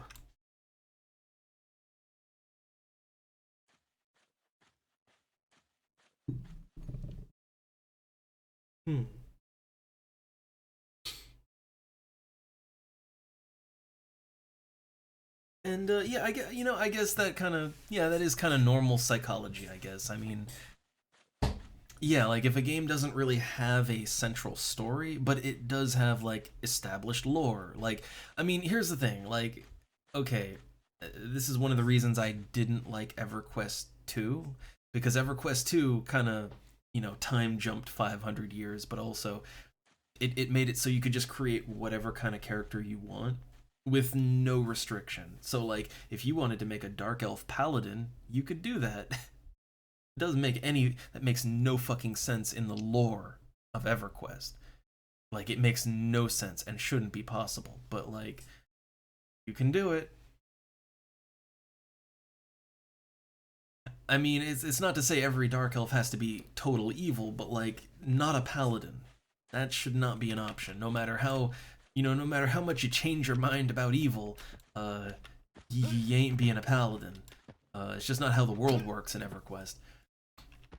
But it was stuff like that that kind of, I lost my immersion with EverQuest too. Um, and then I think of, again, like most modern games, even MMOs, they have a pre-established plot that you are following. Like, no matter what kind of character you make, your character has a place in the game's narrative, and that place is always the same. And that kind of kills it for me. Oh, input, yeah. Look, we established that Randy has a small farmstead in the outskirts of the city. It's not doing well, the Knoll attacks and all that, but he has a humble wife. He has a plain wife, and two, possibly three, maybe 2.5 children. So he is a family man with a prime mustache. That is Randy's established character.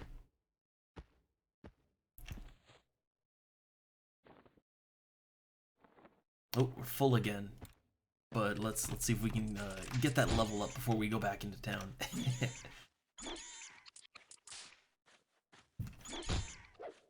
But yeah, I don't know. Like, there is, I think this is kind of what I was missing, because I have tried to play, Project 1999. I mean, I do have my level 10 wizard on green, and yeah, I have Chesty. That's level like 30 something bard. But I never get too far, and I always kind of get distracted, and I always end up getting a little frustrated and or bored.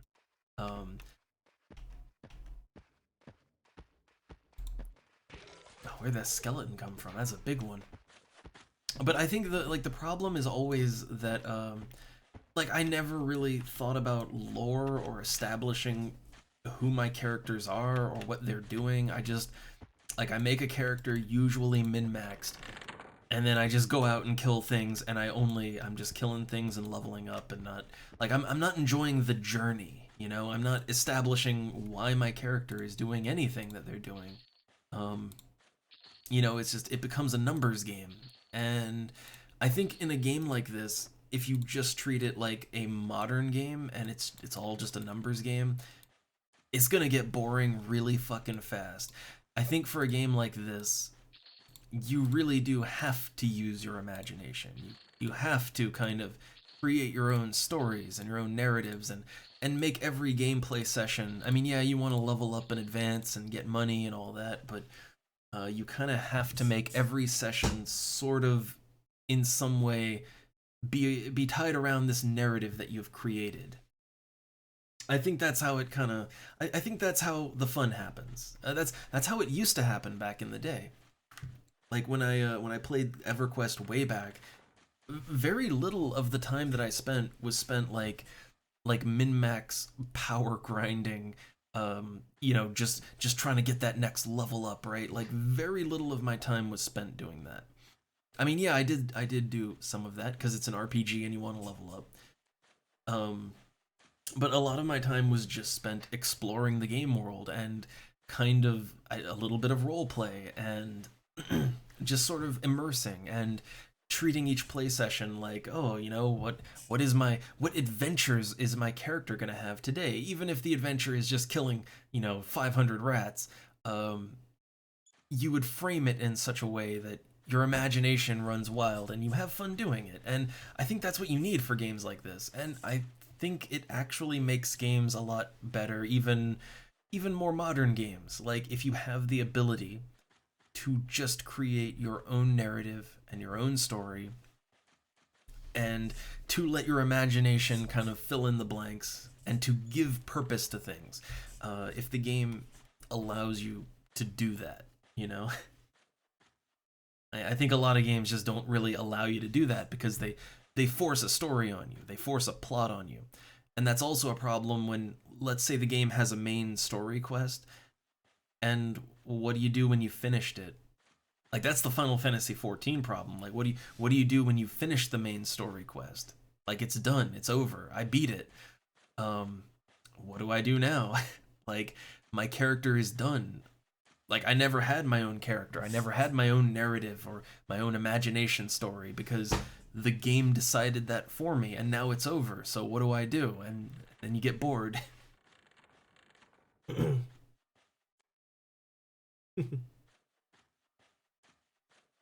Oh man, maybe Randy here. You know what? Maybe Randy here should learn how to cook. You know, he has no cooking skill. So maybe Randy should learn, like, he's out there killing all these animals and monsters. Maybe he should learn how to actually cook them. I mean, back on the farmstead, his plain wife did all the cooking. But Randy, seeking opportunity, he has moved away from the farmstead and he lives temporarily in the city. And he's just living off of food from the taverns. Perhaps he should learn some cooking skills, and he could take that knowledge back to the farm, should he feel like it. Randy will consider this, but for now, Randy is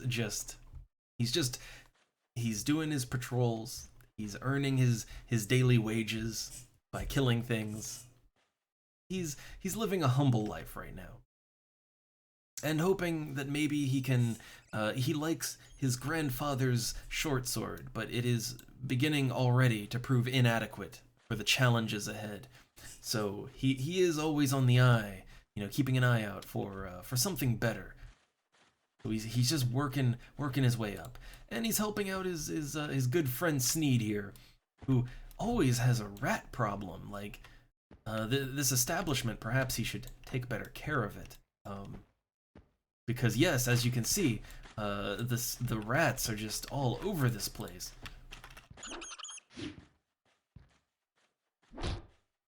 But Randy is always willing to help out.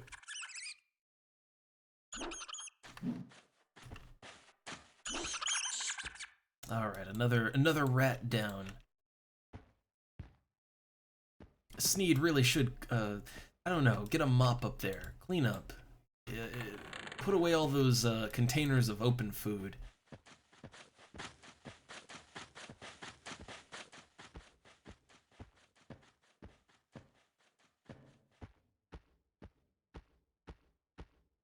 Ugh, why do they even allow these necromancers to practice in the city gates? Why?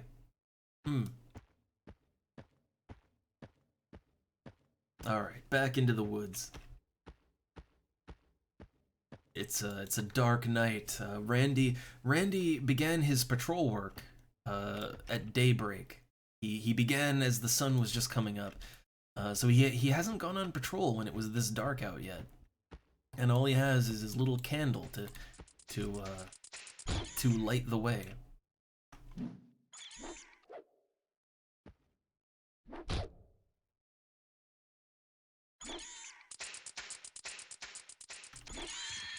But yeah, I don't know, like, I am finding kind of just immersing. Immersing is fun. Again, you don't, like, I think you don't have to be like 100% in character all the time. You don't have to, you don't have to LARP. But I think that just establishing your character and their motivation and what they're fucking doing, I think that goes such a long way. And it is increasing my enjoyment of the game a lot. It definitely helps to keep the boredom of a grind at bay. Because hey, this is Randy's job, all right? Like, we're just following Randy on his day of pest control around Kinos. And he's finding far too much junk. Though he has found a glowing eye off of that beetle, which seems to illuminate quite well. Perhaps better than the nice little candle that he took from his farmstead. This glowing eye from the beetle. It's proving to be a better light source.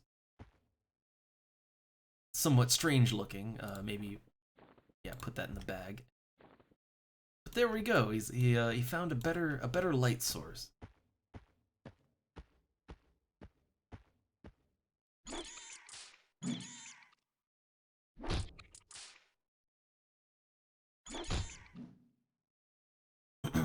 But yeah, I don't know. I think this is kind of what I was missing with a lot of games. Like I think when I play games nowadays, I tend to get a little too meta, if you will. I tend to think too hard about statistical advantages, and I get too into the numbers game.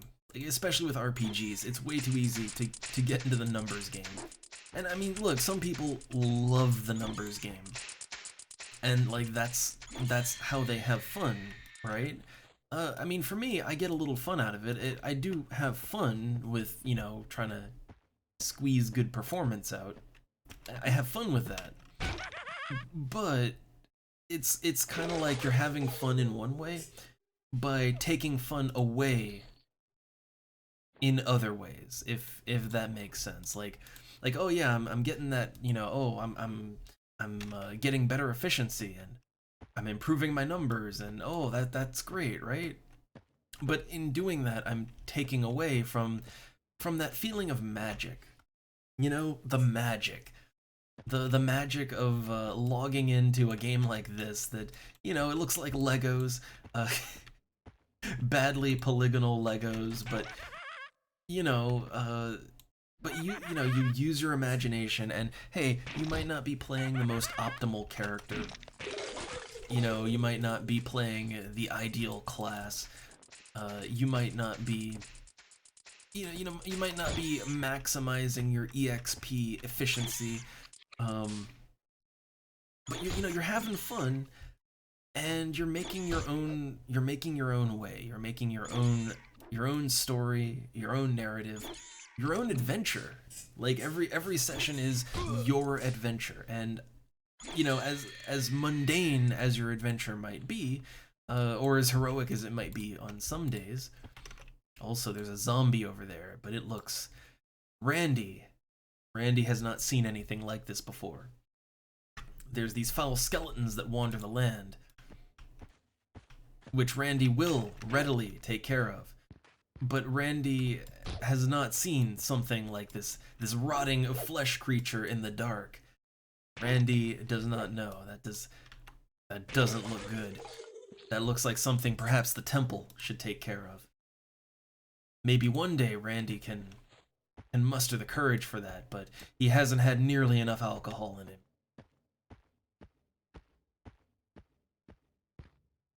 And it's so dark out here at night. Randy can barely see where he's going. Should he need help, he might have difficulty even getting back to the gates. But yeah, I don't know, like so I think playing games in this way, like if I was going for max efficiency, I would have made an ogre warrior and just bodied everything I see, and just made so much EXP, just slaughtering things, because my stats would be so crazy high. But what would be the fun in that, right? What would be the fun? And I kind of, I have this problem with even pen and paper games, where, pen and paper is supposed to be all about the roleplay, right? Like, it's supposed to be all about the roleplay and getting immersed and having fun. But like, even when I play pen and paper games, I do have that problem where, like, it's a thing that you do in the back of your mind, and you can't undo it. Where you're always thinking, like, oh, let's say I want to make, I don't know, I want to make a bard, right? And it's like, oh, a bard is a nice fun class to get immersed in, but, then you start thinking, oh, but if I make my bard this race, oh, I could get my stat points a little bit better for combat performance, and ooh, if I take these feats, even though they don't really make any sense, oh, that would up my efficiency in combat by like 40%, and you start going down a rabbit hole where basically no matter what character you make, you're basically making the same character. You're making the min-max optimized build character that will always kind of play the same, you know? Oh, we've gone a little too far away from town. We're transitioning to the next zone. Oh my. Randy seems to have noticed that he's out in the hills, the Kinos Hills outside of town. I mean, this is a little further than Randy wants to go. The hills are quite dangerous, full of all manner of creature.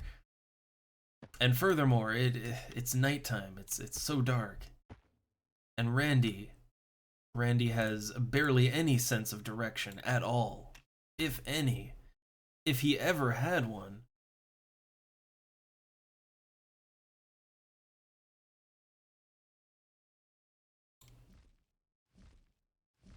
So let me sense heading on there. There we go. So Randy's gonna try to find what direction he came from. Oh no! This skeleton. This is more than Randy has ever experienced before, and it's wielding some kind of blade. But if Randy could get it, he thinks perhaps he could make a difference.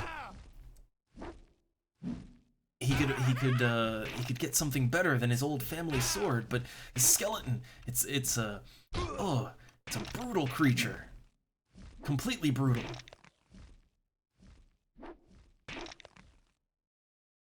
It attacks with such intensity and ferocity. He hasn't seen this even from a rabid gnoll. But Randy, he considers, should he run? Should he try to come back the way he came from? He thinks maybe that is a better idea, but no, he's going to fight. Randy is going to stand his ground as a town guard.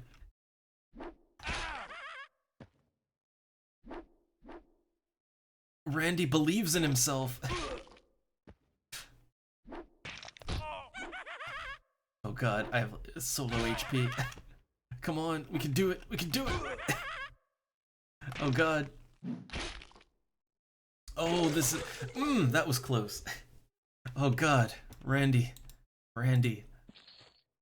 He quickly picks up the scimitar and badly injured, attempts to just get out of there, to go back to town, the warm glow of town.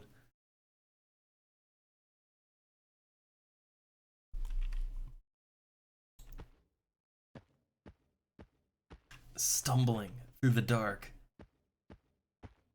Horrible creatures everywhere, barely able to see anything. Randy, he sees the distant glow of the city gates, warm and comforting. He can only get back there.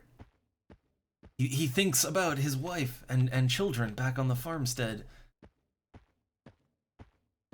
He thinks, what has he done? He's just a farmer. This life this isn't for him. He almost died tonight. Others have died. Randy just needs a moment. He just needs a moment. But as he sits and thinks, there is the weapon that the skeleton had. A scimitar.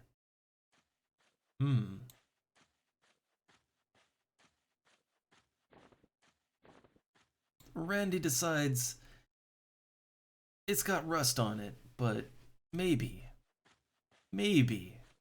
it would be better than his grandfather's sword. He'll try it out. He'll see how it works.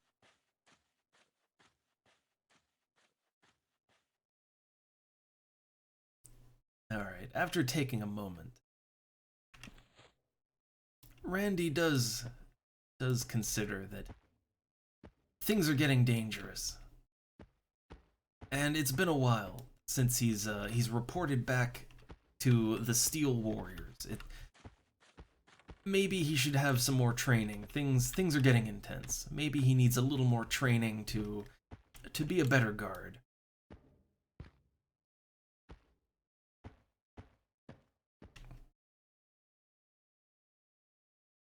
Uh. But yeah, oh, it like I used to. So the thing is, I used to play games like this all the time, no matter what. Like just playing the game from the character's point of view, acting in a way that makes sense for the character. You know, and I think, man, some people can still do that with modern games that force a narrative on you, but like it's hard, and I can't do it. I kind of need the freeform. Um, oh, I didn't want to sell the fire beetle eye. I want to keep that. Um, just unloading my wares real quick.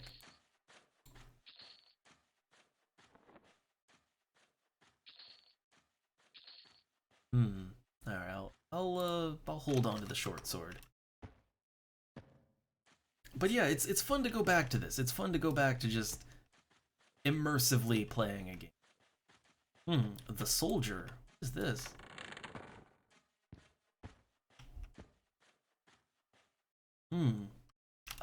A shop for smiths, it looks like. They have quite an extensive collection of armor. Unfortunately, Randy is financially not in a good position still.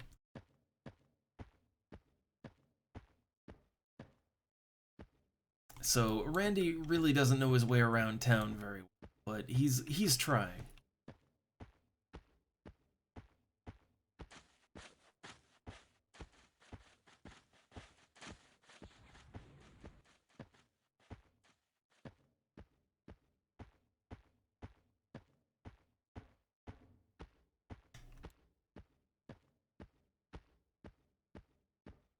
Alright, this all looks familiar. Ah, the first tavern that Randy ever came to in this town. Ah, good old Trumpy Iron Toe.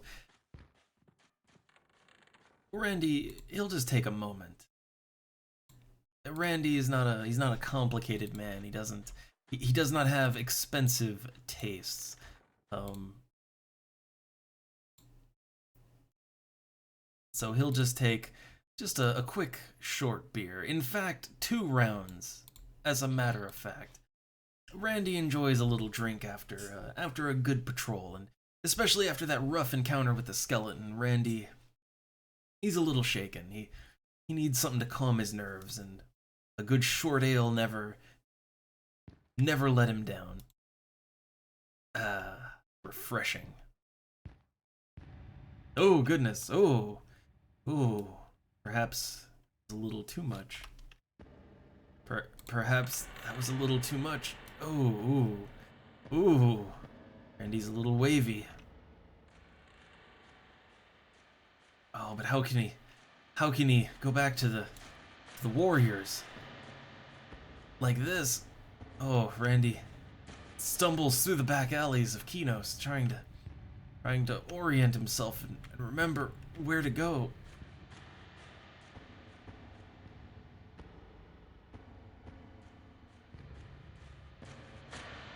Oh, oh, oh.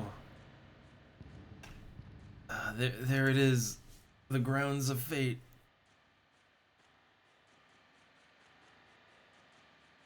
We got a little control back.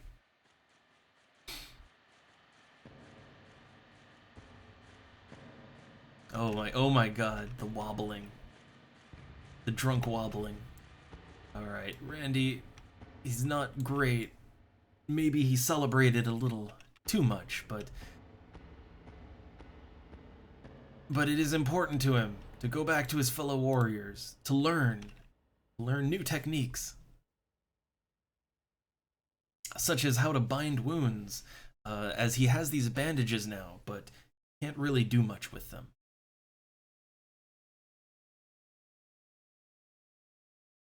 Hmm. What else? What else have we got?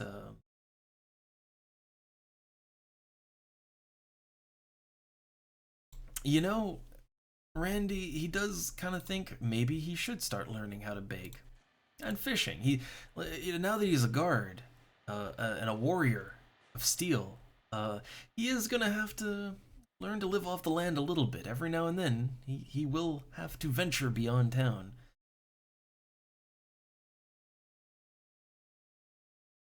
And well, he likes a good drink, so a little. Maybe he'll learn brewing at some point.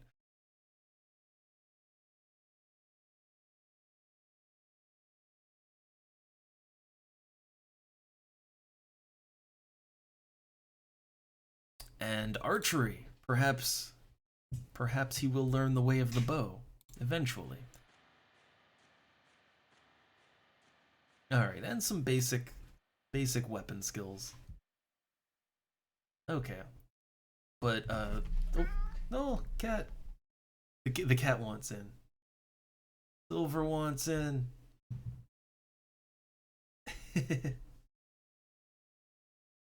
Oh, cat on lap. All right, but we'll get a little bind wound training. Oh, cat. Cat is on keyboard now. Oh no, the cat. Silver wants to roleplay. Oh, he is parked right on the space bar. Oh. Well, I guess I'll take a moment to pet cat.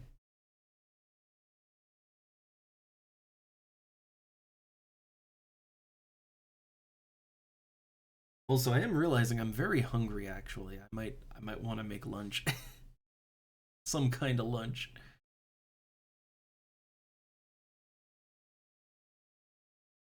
All right. Well, okay. I guess you know what? We'll let Randy we'll let him sober up a little bit. Ugh. So, I guess for tonight, Randy is going to or for today, not night yet. Randy is going to retire to the Warriors Guild here. He doesn't really have anywhere else to go. So he's gonna stay there for the night. Maybe do some training. And he'll continue his adventure another time. All right. I am actually pretty hungry, so yeah, I'll get lunch. Also, oh, Silver, he's all over the keyboard. But I don't know. I will say, okay, like this immersion experiment. I will say, I think this immersion experiment, at least for me, I'm getting back into the game. It really is enhancing my enjoyment of the game quite a bit. And I would like to try it with some other games too. But just the idea of, don't just make a character to min max. Don't just make a character to make a super badass maximum stat character that is going to murder everything and make the game super easy. Like, every now and then it is fun to do that, yes, but I think I got stuck in a mode where I have to do that. Like, I can't not do that. Like, I feel like I'm missing out if I don't. So it's kind of nice to just make a character who isn't the best. There's flaws. There would be better choices. But we take that character and we give them a backstory. We give them a reason for existing and doing the things they're doing. And we play into that. Whether it's to our advantage or not, we play into that. And we make our own narrative and we use that imagination. And I think it works. I think it's working out pretty good.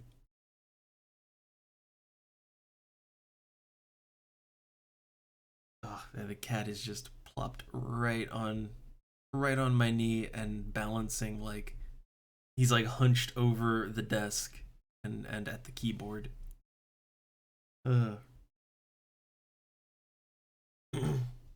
But anyway, I hope it was at least somewhat amusing. I hope you all had some fun with it. Those that showed up, I hope you had fun.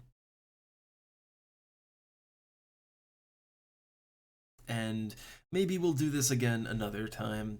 Not necessarily, not necessarily this character again. Will continue him at some point, but we can make other characters and try to role play them too. Try to at least immersively play them. We might try other games and try to just play the game and play it in such a way that we are going for immersion. And we can try other games with this too. Icewind Dale is one people are asking for, but other things too. Um, I think it really is just, I don't know, just getting into the game again and just not worrying about the numbers. I think it's that video games in general now are so, they're so hyper focused on balance and efficiency and making sure the player is experiencing the game the way it's intended, and and then giving a plot and putting you on the rails for it. And I think so many games are just so focused on that these days that it kind of hammered out that sense of imagination and adventure. I think it kind of hammered that out of me. Oh, hey there, Sito. You're just in time for the end of the stream. I'm really hungry. I haven't had lunch. It's like 3:30, and I had breakfast at like 8:30 in the morning, and oh god, I need lunch.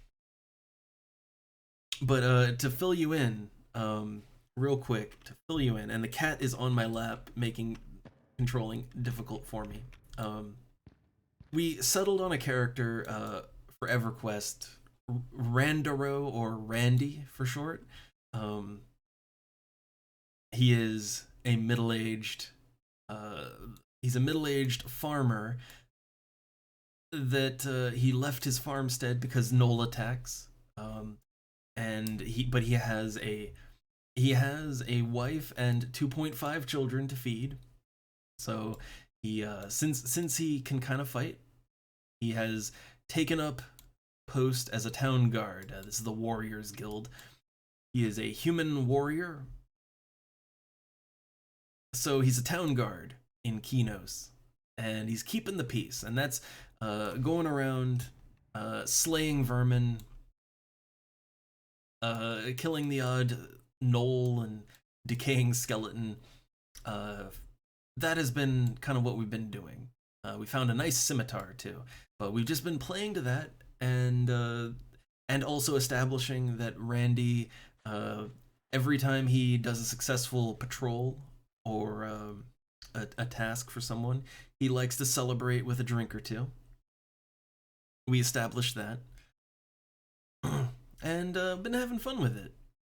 Like kind of half role playing him, half just narrating what he's thinking and doing, just getting into it, just getting into having a purpose for the gameplay. um and it's been fun, at least for me.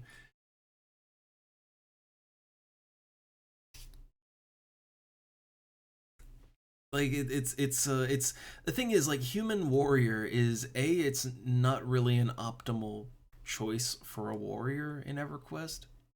Like, the big races have more strength and stamina than you'll ever have. But it's also just warrior is not really a very terribly exciting class. It's basically auto attack while occasionally kicking. But by creating our own lore and backstory, we've kind of made it fun. We've made it fun, and we'll do this again. Maybe make new characters, maybe continue Randy, maybe play other games. But I think I want to do it again. I think I want to do it again. And oh god, the cat's being adorable, but I also need to get up to make lunch. And he's just, oh, he's just sitting like half between me and the keyboard, making everything difficult.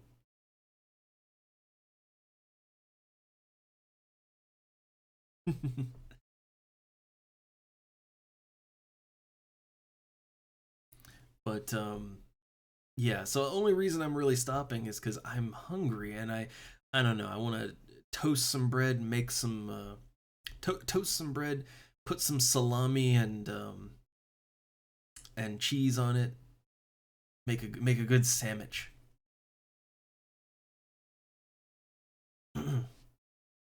But yeah, I don't know. Like I will say this, like closing thoughts. This style of play has really, it's reinvigorated me. Like I kind of, the thing is playing games like this or even modern games. I have such a problem where like, oh, I can't get into it because I'm not immersed. I still have that immersion problem with you know, like most modern games have their own plot. So oh, so it's hard to like, you know, when the game decides the plot and story for me, well, you can't really use your imagination. But in games like this, I am enjoying it much more than I was just because yeah, now I can make my own narrative. I can have my own story and my own adventure and my own reason for doing things as opposed to just playing the game and, you know, watching my numbers go up. Also, now the cat is just flopped over my desk, just taking up all the space.